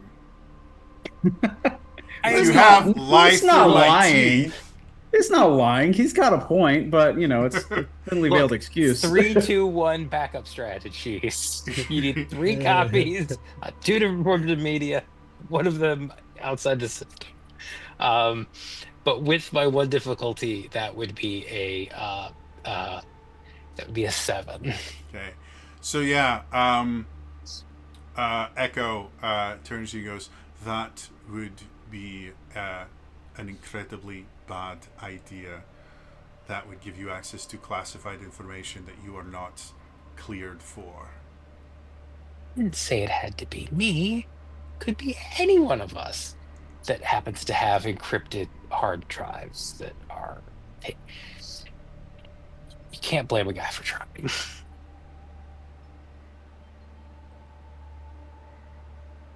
So, do you guys want to chill here for an hour? None of you got hit, so you don't need a repair. So, you guys want to wait for that to happen, or you guys want to continue looking around? Remind me, repair can do what again? And it takes an hour to repair, right? Yeah, basically with a short rest, you can burn, because you have a set number of repairs that you can do in a day. A single repair will return your mech to full health. If you have any destroyed systems, you can burn 2 repairs to get the destroyed system back, or mounts. Just to point out, we are in a robotics bay. Yeah, I mean, if you guys wanted to try and do a full restore here, theoretically there's enough stuff here that you guys could do a full restore, which is basically the long rest. Yeah, that's gonna. But that's a full 8 hours. There's still bad guys around. Well, I'm also curious, like, if we treat this like an actual Metroid game, there's like any upgrades around this? Like Is that a morph ball? Yo, sick. Sure. Sure. Like, missile launcher, like. Looking around, you think that this fire suppression system, you think that you could probably turn those into weapons. However, there's not enough pieces here to make a ton of them. So you can... I actually made stuff for this. Got a friggin' jetpack on me or something? Jeez. You can either create... Emmy froze and pooped out an ice missile. You can either create 2 ice beam rifles, which are main weapons, that have the armor piercing trait. They have a range of 10, and on a hit they do 1d3 plus 2 energy damage and slow the target. And in true Metroid fashion, they work like the ice beam. You can use them to slow and freeze targets, things like that. So you can either create 2 of those, or and if you guys go to your handouts. You can see handouts for both of these. You can create 4 ice beam pistols, which are auxiliary close quarter combat firearms, and they actually shoot in a line for 5 units long, but they only do 2 energy damage, but they still freeze. If anyone else can use that, I've got you. Hold a shotgun up. Like I got Maureen, hold up his hammer, and Brittany. So, You name your. I forgot that you named your guns. oh yeah, gotta name all your equipment. I mean, they have names from the manufacturer, but not like that. Yeah, but Maureen sounds better than Deck Sweeper automatic shotgun. You know, Does it? rolls off the tongue. Okay, I Yeah. guess we got different tongues. Anyway, so you're saying who discovered this, by the way? Who looked into it? You guys, throughout all of you guys think that you can either create 2 ice rifles or 4 ice pistols. I mean, there's probably not another Emmy around, but there could be another Emmy around, and having this weaponized could be useful. And I imagine it has a decent effect on pirates too. Hey, way to get that super awesome jump thing and put it on me. The what? The super awesome jump thing it was able to do. Oh, its legs? Well, you'd have to unthaw it to probably get to that. You want to do that? I mean, it's frozen. I could just smash it and snap it off. All right. None of our Then try it. lo-fi plays over all of your systems. I mean, none of our weapons were able to actually damage it. It's frozen now. I don't know. That would, well, yeah. Feel free to try that on your own time whenever the rest of us are outside of this room and the doors are closed. Yeah. All right, let's see. Armor piercing trait. How many of us are interested in packing this? Because that'll determine how we sort of divvy this up. I, for one, am interested.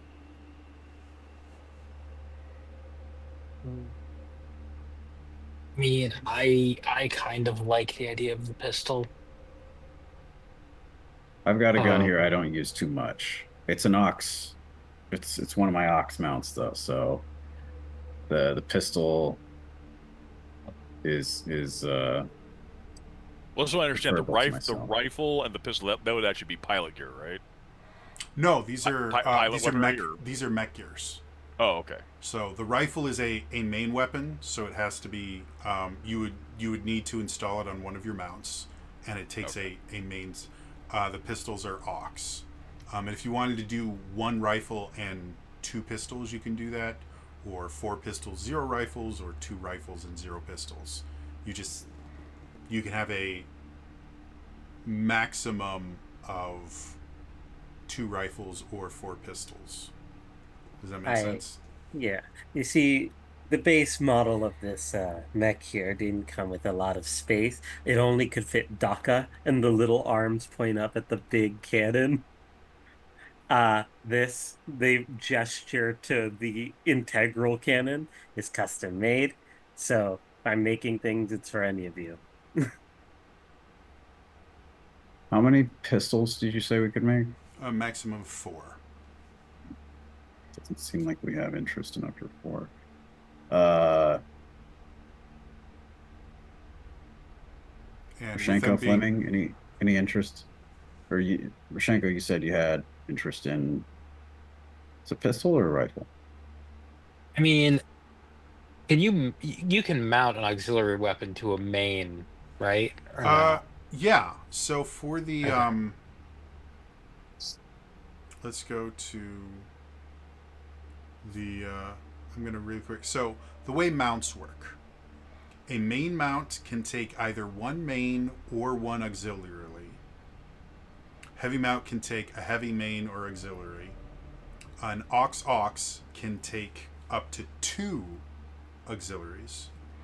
A main/aux can take 1 main and 1 auxiliary or 2 auxiliary, and then a flex mount can take either a main or 2 auxiliaries. Mm.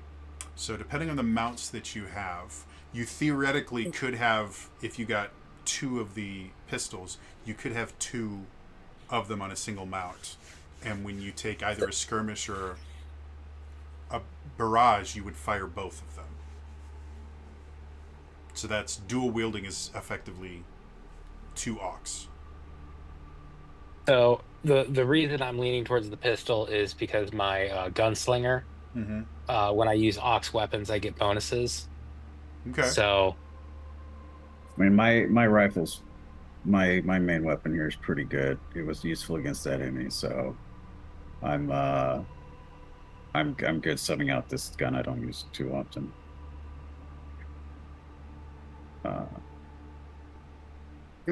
so at the very least, maybe well, Fleming's peeing in the corner right now, but at the very least, we can uh, make 2 pistols, and then if we ever come back here, the space station will explode or whatever, Did you then did you want to make 1 rifle as well? Because I thought, didn't you want a main for yours, uh, Tevlin? no, me, no. I said my main was good. Okay. It's good, but I have an aux that I don't use that I could sub in a pistol for. Okay. So, do you guys just want 4 aux then? I mean, right now it seems like we only need 2, but it depends on what Fleming does. So that could cut our development time in half if we only have to make 2. So, right now, let's just say you guys have 2 pistols, and then once Fleming gets back here in a second.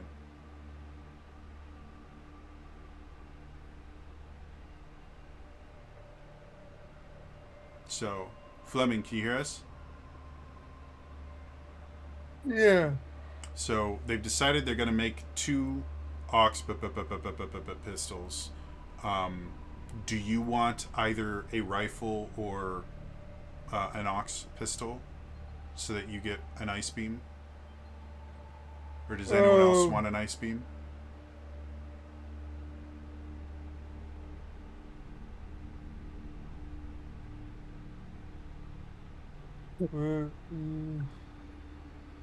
And just so everyone is aware, the way that this will work, when you're in combat, you have to have your weapons already on your mounts.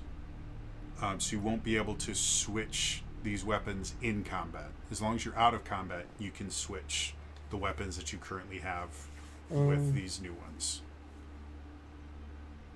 But you have extra that you will. Yeah, you still have to have a mount to put it on. This is not like an extra weapon. It has to be equipped to a mount on your frame. Yeah, they are both so. Okay. So you guys, both Rishenko and Tevlin, you guys both get an ice beam pistol. And then if you come back here, there's enough parts to create 1 more rifle or 2 more pistols. If we go to the next room and there's 4 more enemies, we're like, okay, hang on, we'll go back. Yeah. Or other things that need to be frozen, you know. All right, let's get this done. I'm now in /follow mode until I get this put into my mech character sheet. Not a problem. So, having done that, you guys basically have the robotics lab quadrant pretty much done. From where you are right now, because there's been power restored to the robotics lab, any of the green doors, you can go through that too much difficulty. You don't have to jury rig them anymore. So if you want, you can go to the Xenobiotics lab, or you can go back and head to the Energetics lab. Where would you like to go? I'm kind of curious about xenobiotic myself. Okay. Any other ideas from the rest of you, or you're all good with Xenobiotics? I ain't coming with that. Yeah, that sounds good. Okay. So We as you definitely know there's pirates to the north. We don't know what's on the west side. So as you guys are going through the other end of the robotics lab, you are able to, now that the generator's on and everything, you're able to use or the station itself is equipped with some um, self-repair systems. So now that you've activated the generator, the things that were spewing the aerosolized lubricant were able to be repaired, and so now you guys can travel through the robotics lab without much difficulty at all. When you get to the southern door, it opens without difficulty, and you come into another kind of foyer. This one, however, as you come in, you see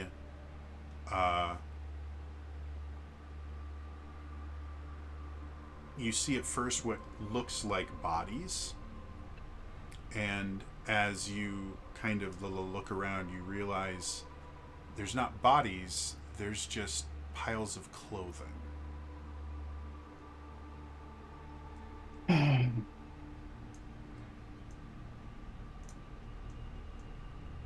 So what would you all like to do? anything you can tell us, Echo, about xenobiotics in the lab here pertaining to that field of science? The xenobiotics lab was specifically designed to study various fauna from around the galaxy and come up with medical enhancements that could be used to help the Galactic Federation as a whole. Theoretically, there could be various creatures from planets in the Galactic Federation here that were being studied. I do not have a specific list of the various animals that were possibly studied here. So plants and animals. Plants would be in the botanical lab. Oh, so just animals. Great. Affirmative. Sorry, I thought fauna meant plants, and that's why I was confused. That would be Didn't flora. have right. That makes more sense now that you've said the word flora. I just, my mental dictionary. I'm not an AI, so it's I don't Fauna refers to don't animal have life. to, Flora refers to plant life. yeah, but I also don't have to say processing half the time thing. So there's trade-offs. Anyway, um, Are these clothes, are they shredded or are they just piled or? If you'd like to inspect them, go ahead and make me a skill test. Okay. I can't threaten it or anything else. I can't.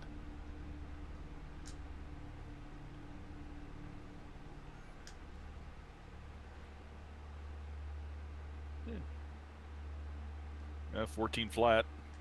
Okay. So, looking around, you kind of start looking at one of the piles of clothes, and it Unless I can seems blow it up. it seems to be just a fully like a full set of clothes. Like there's a belt on it, the shirt is tucked in and everything. There's just no body inside of it. And kind of looking around, you do find a It's like an Night of the ID. Comet. There's a pile of powder. You don't find anything inside of it, but you do find an ID. But the interesting thing about the ID is this is not an ID for this station. The ID itself just has the letters BSL on it. ring any bells?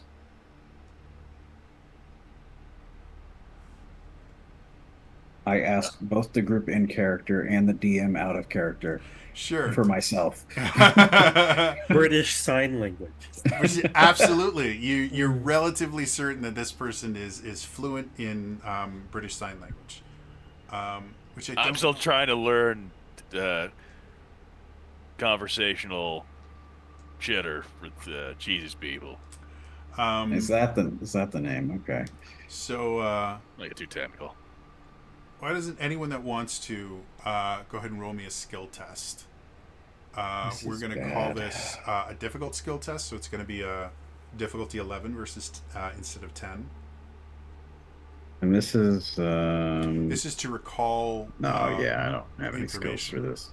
So one Move, move on the three. See if Brick can pull up a put mine. Oh, I rolled a 16. 16. That's not I bad. rolled a 13. I rolled a 3.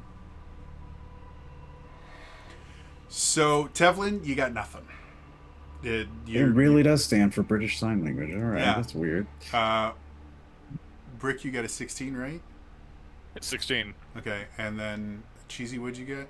I love when I 13. roll good on shit I should not be. Hey, everyone knows random stuff they It's should that- know in real It's life. that kind of idiot savant Yeah. thing. That where bar just tri- out a of- lot of bar trivia nights got weird. The main reason that I might know anything is because I am technically a xeno. Yeah, I'm an alien. You're in the club. You got It's the membership possible you were on the BSL, depending on which Etikun you are.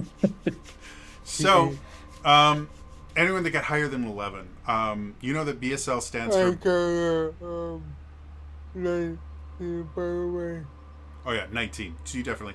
You guys would recognize BSL stands for Biologic Space Laboratories. It was a Galactic Federation run facility. It was considered relatively top secret, and it doesn't exist anymore because Samus went there, and as happens regularly when Samus goes anywhere, it exploded. But it would have Great. No, it would have Great made track its it would have made its record around. It was in orbit of the planet SR388, which was the home world of the Metroids. And now both SR388 and the BSL station don't exist. They don't exist, but apparently this stuff does. I am right on that, right? Like they actually at the end of Fusion, he blew up SR388. It's either blown up or the planet is so irradiated it's completely dust rock, uninhabitable. Okay. It's not clear.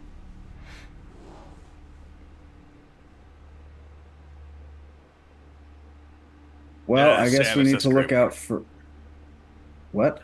Samus does great work. What does that have to do with anything? Yeah, just remember all the work she did here. Although this place shouldn't be here, right? I don't. What are you? This is just a bunch of sign language material, right? This is from this is from that lab. Samus blew up. yeah. Flat. Yeah. You don't know about that? Oh, Samus got a great track record. No, you're right. I thought it was British Sign Language, but that makes a lot more. Wow, we're in trouble. Okay. Well. So a bunch of biological experiments. Would it be the first time you... And we creatures were on the BSL. Well, okay. Yeah, that's there were a lot of nasty things on SR388.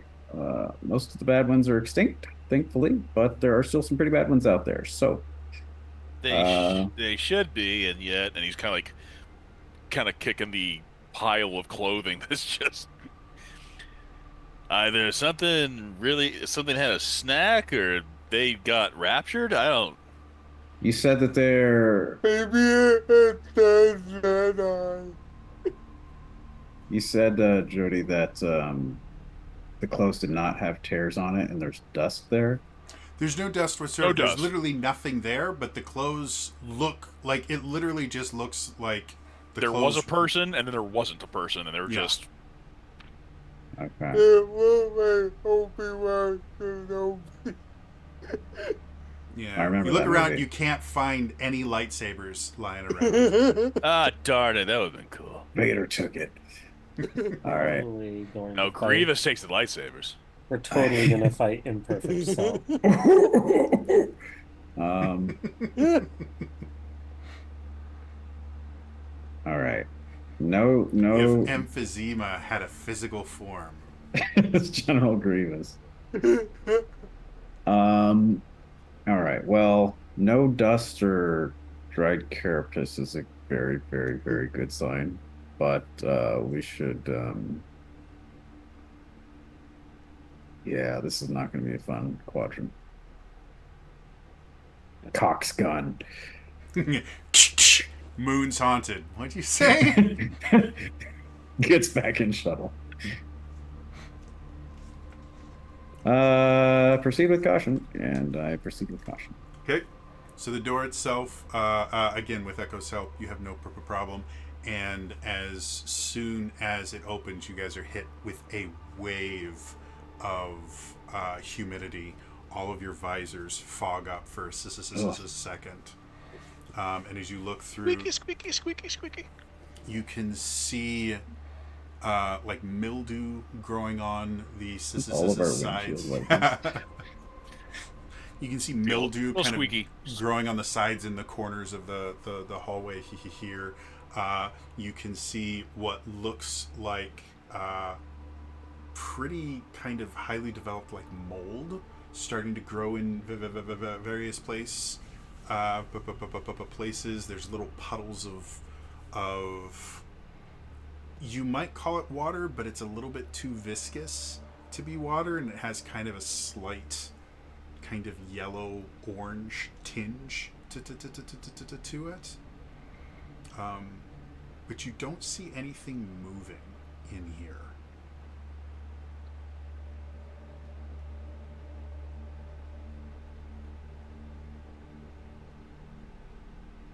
I would like to investigate/scan that goop. Sure. Go ahead and make me a skill check.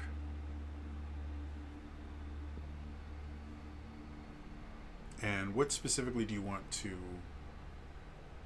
learn about? Well, I told you it's related to my background, but I, while it was not my project, was on the same station that briefly hosted a Metroid. Okay. And, blame that and a bunch of other stuff for what happened. So I know a few things about what they were. So you're right now your biggest fear is Metroids. Like you're afraid that this is I just something really, Metroid really want to related. rule it out, and so Makes I sense. really want to make sure this is not that. So yep, go ahead. I also have other concerns, but they're not at the forefront of my mind. Yeah. Okay, so I rolled. I'll give you an questions like accuracy this. to it as well Okay, because of your take background. that. All right, I'll take that. That's a 12. 12. Okay. So looking at this again, it's a little bit too viscous to be water. But as you look at it, this is nothing like any Metroid you've seen before. Like Metroids in general, they like to leave desiccated husks, and when they evolve, they leave behind these effectively shells Yeah. that do have kind of like a residue to them. But the residue itself has kind of a greenish tint to it, and this is nothing Not like residue. that. Yeah, that was my main concern. Okay. So as far as you can tell, you does see it- nothing here that would indicate Metroids being here, other than Yeah, the environment is very SR388 adjacent. that was another thing. Yeah. Okay. Yeah, it's comforting. Is there anything about the slime with my scan that does like bring up any well-known biological entities, or is it just It's extremely high in various proteins and amino acids, but as you look at definitely it, from something? they're breaking down. Okay. So whatever this was, your best guess is it's dead now. Is it scientist poop? It might be what's left of people, Scientist poop. but it could also be what's left of anything. Like it's just high in enzymes and amino acids. So it was something organic, probably breathing, and now it's goop. So don't get gooped, everyone.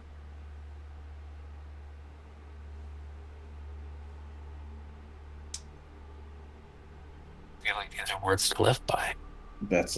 You're so right. Yeah. I'm gonna put that slogan on the back of my suit whenever we get back. As you guys continue, Oh no, the music stopped.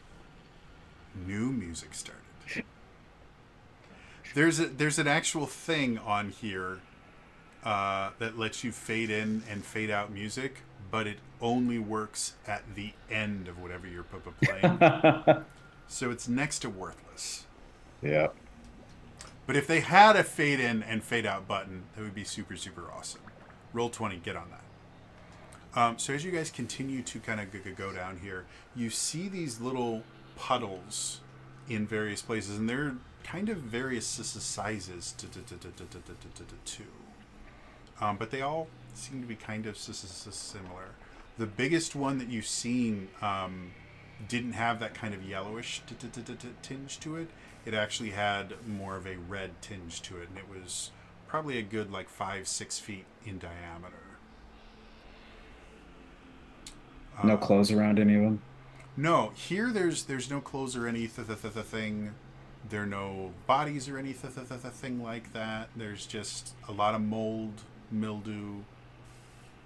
If you guys weren't in self-contained suits, it probably would not be pleasant to breathe in here. You eventually get to where you think the Xenobiotics actual lab is, or the central lab is, and the door itself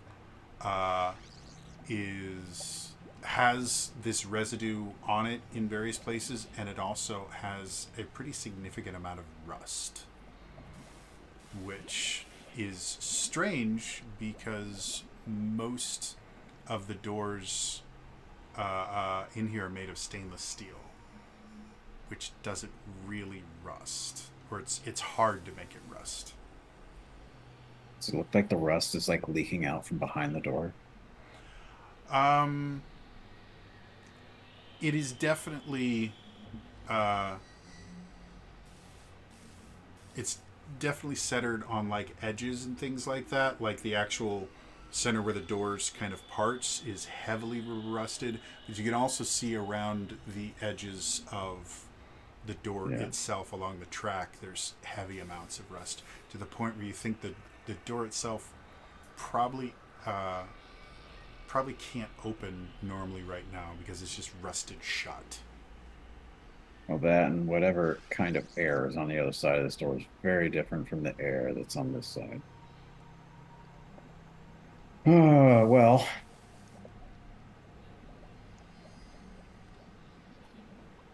You think your hacking will work against this one, or we're going to need a more forcible means to open this one?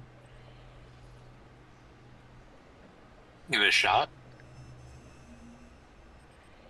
By all means. So, Rashenko, as you kind of go over, you realize the door itself is not locked. But as you activate the opening protocol, you hear this kind of sound of metal kind of scraping on metal, and the door doesn't open. It seems to be rusted shut. Can I assist with the opening when he gives the command to open, and I like try to?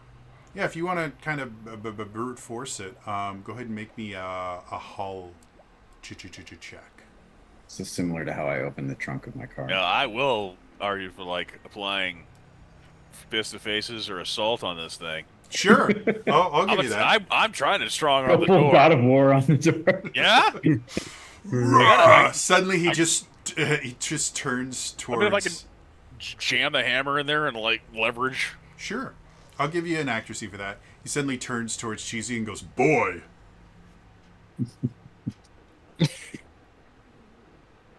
I was gonna say, in the IT world, we call this percussive maintenance. Exactly. that's the accuracy is D6, right?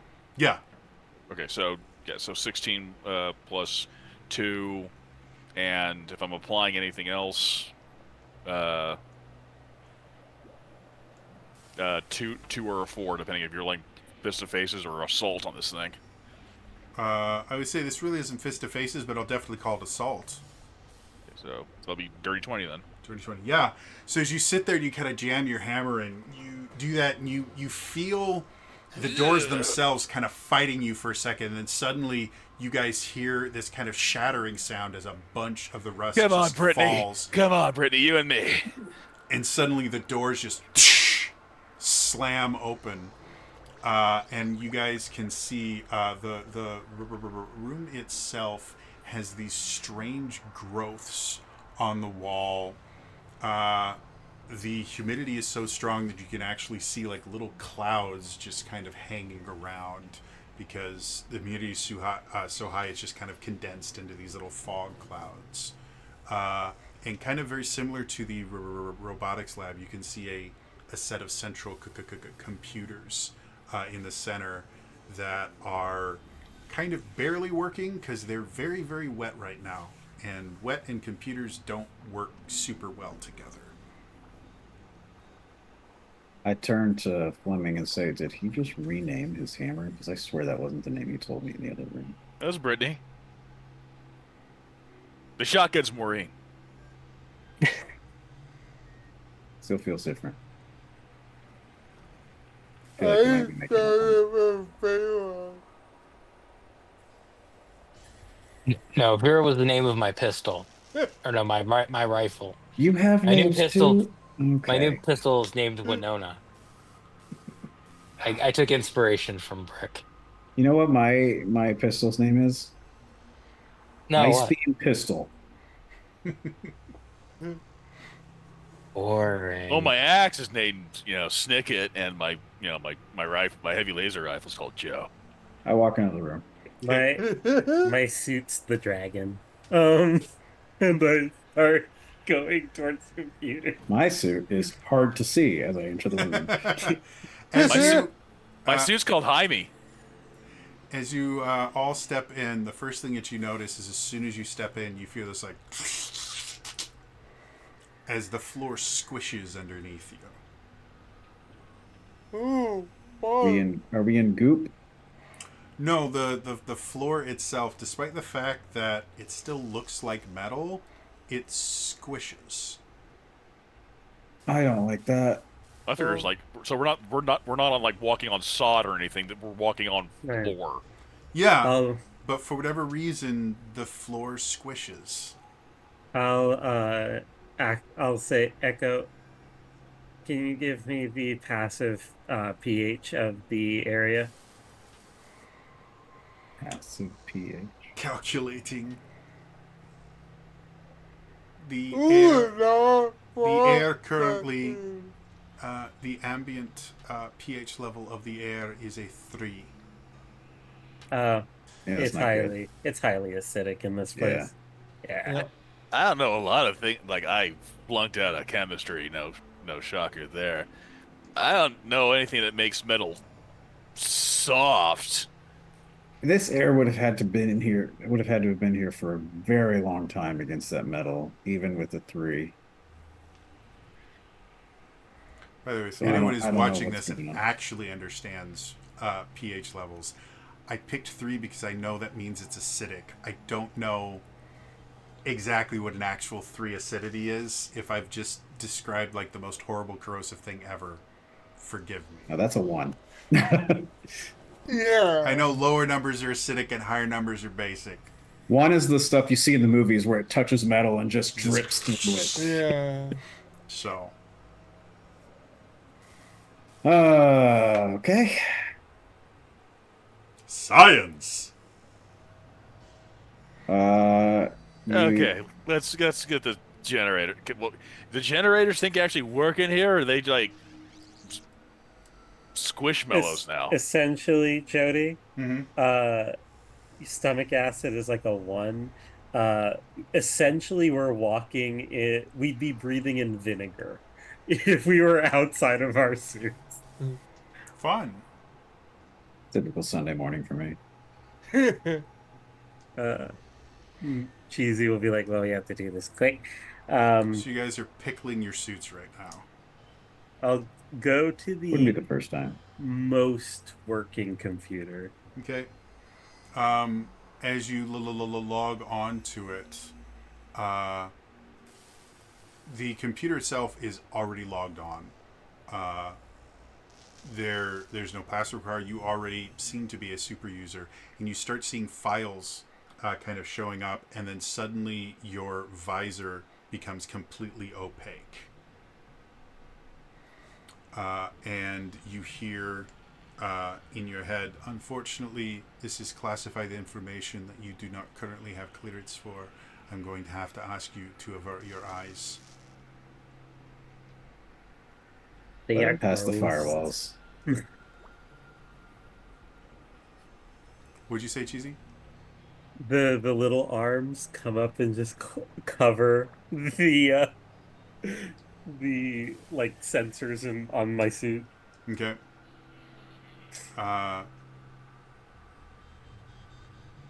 What are the rest of you guys doing? Are we able to open like private like can we DM people with these intercoms? Sure. Um, can I DM Edward and be Sure. like, hey, if your bots have cameras, maybe they could get a glimpse of what's on that screen. Edward is too busy taking pictures of the screen. Oh, Yep, oh, yep. great. Okay. I'm gonna go over here and look busy. I just walk to a random table and point at it. Edward, go ahead and make me a skill test to see how sneaky you can be while you're taking your pictures. I presume act unseen or unheard would qualify for I'd this. say so, yeah. I'm going to say that this is a risky check. Brick will assist by he'll go back into, hey, is this classified? What about this classified? This classified? Hey, So, Eki, what about this? Hey, to remind Every folder icon. to remind everybody, a risky test, the only way that you fully succeed at it is to get a 20 or higher. If you get a 10 or higher, you will still succeed, but you will also experience the results of failure. So you will both succeed and fail. So, Okay. hey, Eki, this place says it suffered from Wi-Fi connectivity. yeah, put your I've symptoms. heard of that. I put That's your symptoms bad. into Google, and it says that you might have internet connectivity issues. All right, so flat roll. Uh, my God. Rolled a 19 plus 2. All right. 21 total. So What secret experiments are they doing? So with a combination of Brick just annoying Echo completely and Edward being Should have got a very, better very seat. sneaky, you are able to, through a combination of pictures and just kind of video recording stuff, you're able to get a decent amount of the data here. And what you find here is they've apparently been experimenting on injecting DNA from a particular species that even in these documents, the name of it is redacted. But they've been trying to hybridize the DNA with human DNA. And the results have been interesting. Some of the subjects have just been completely liquefied. Others have developed the ability to basically, like, full on Mr. Fantastic, kind of stretchy limbs and stuff like that. Some of them have a few of them would have this kind of mimicking ability where their form would be entirely based on whatever the last thing that they looked at was. Mm. And the few remaining samples of this hybridization situation are stored in the sample storage in the computer core.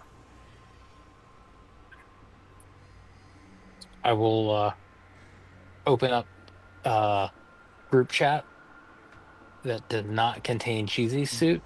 I was about to say, Yep. the only person that you can't DM is Cheesy. Like, you can, Yeah. but Echo will hear all of it. But yeah, I will inform everyone else. And you have no idea what creature. Uh, no, it all the identifying characteristics of the creature themselves were uh, restricted, but I assume it's some type of creature that can change its shape or has some type of elasticity to its makeup. Are you guys familiar with it? Mm, I don't. I'll say this particular thing. Yeah, none of you guys, because this is beyond top secret. This Yeah. particular Okay. thing. So Every we don't time know it's those details. yeah. Every time this has come up, it has been buried. The only reason that Metroids became kind of commonplace was that the space pirates flaunted them for a Wanted long them time. everywhere. Yeah, he's like, look at our cool new weapon. We call it a Metroid. It's super awesome. We painted flames on it. Makes it faster. This one's super. But the So Galactic no- Federation was smart enough to put a seal on the other stuff that was found on SA-388. Out of character. This Yeah. is horrifying. Back in character. So there's no listed side effects about energy or life force siphoning. None of that. I don't believe so. I didn't get all of the records, but didn't see any on that specifically now. Oh, good sign. And But the side effects they do list are equally, well, maybe not equally, are bad. So no, this is from a planet where the lab was supposed to be destroyed. That Samus blew up. Yeah, she tends to do that. Not a fan of her methods, to be perfectly honest. Well, yeah, but apparently they sent something to that place and came back with something.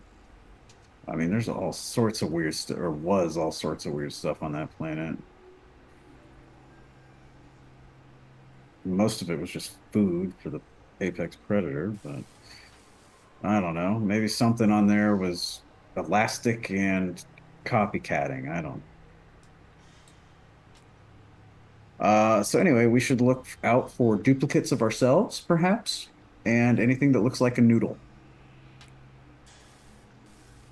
are you hungry or No, like like a noodle. Like you I remember walked Fantastic Four. in there. Who died? Like a Stretch Armstrong version of us. Yeah, well, did any of you guys see the sixth reboot of Fantastic Four?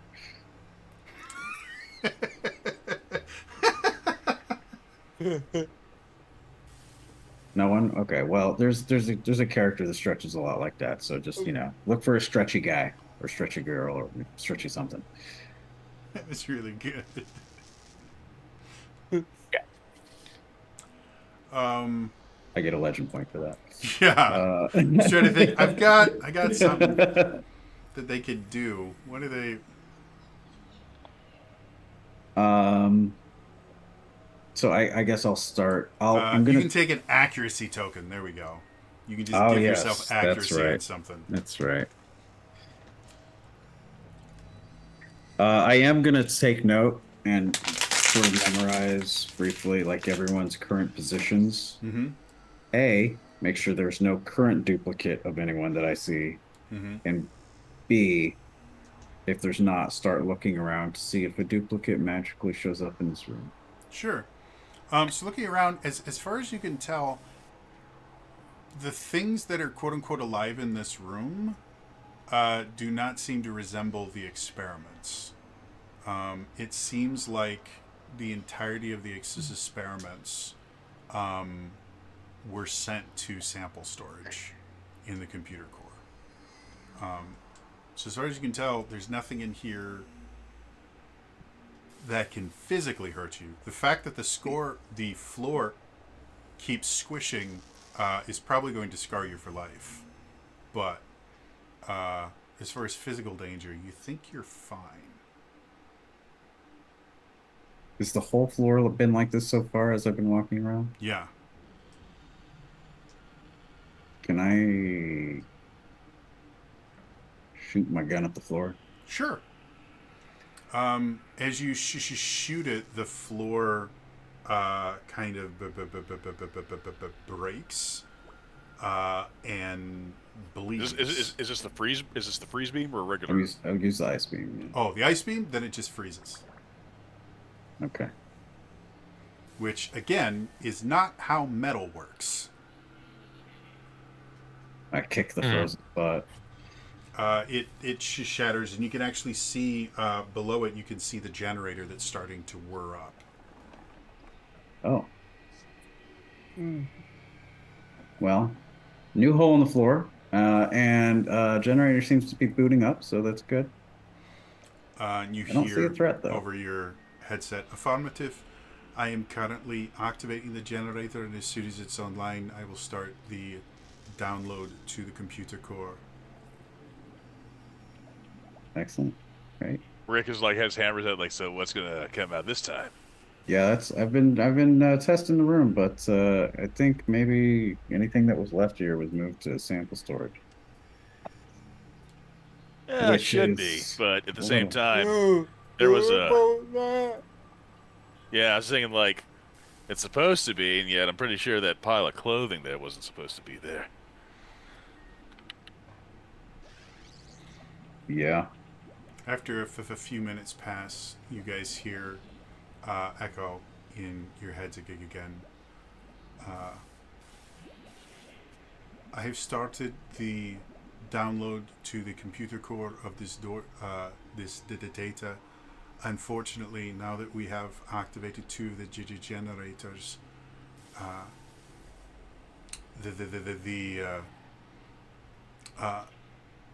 the blast doors separating the computer core and sample storage have been activated, and it seems that the remaining space pirates are working their way towards it.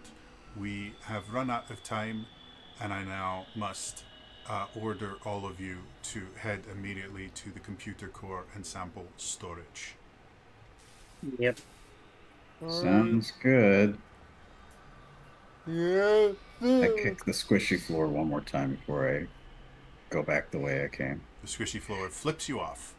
I knew it! You laughed, he laughed, the table laughed, you shot the table. Everyone is having a good time. So as you guys kind of make your way back through, you eventually get to that foyer area, and you see that the red blast doors are not just unlocked, they are opened. And you can see down this short hallway to a pretty massive room that's probably about like 300 or 400 or I guess closer to about like 1,000, 1,500 feet down.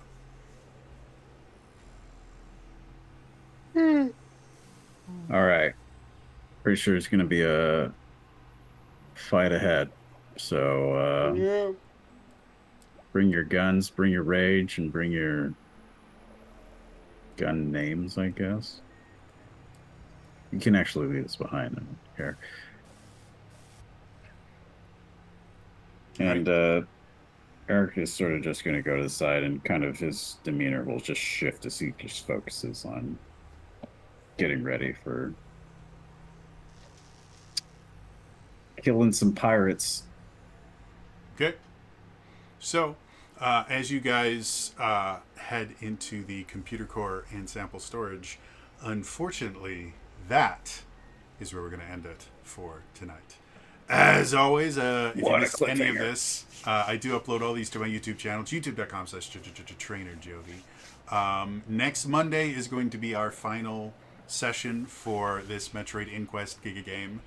So be sure to tune in and see what it is that they're hiding here. And if you're watching live, you can affect the show.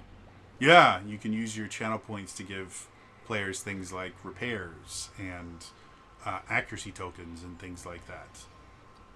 What scientist that knew about the X thought it was a good idea to make X-human hybrids?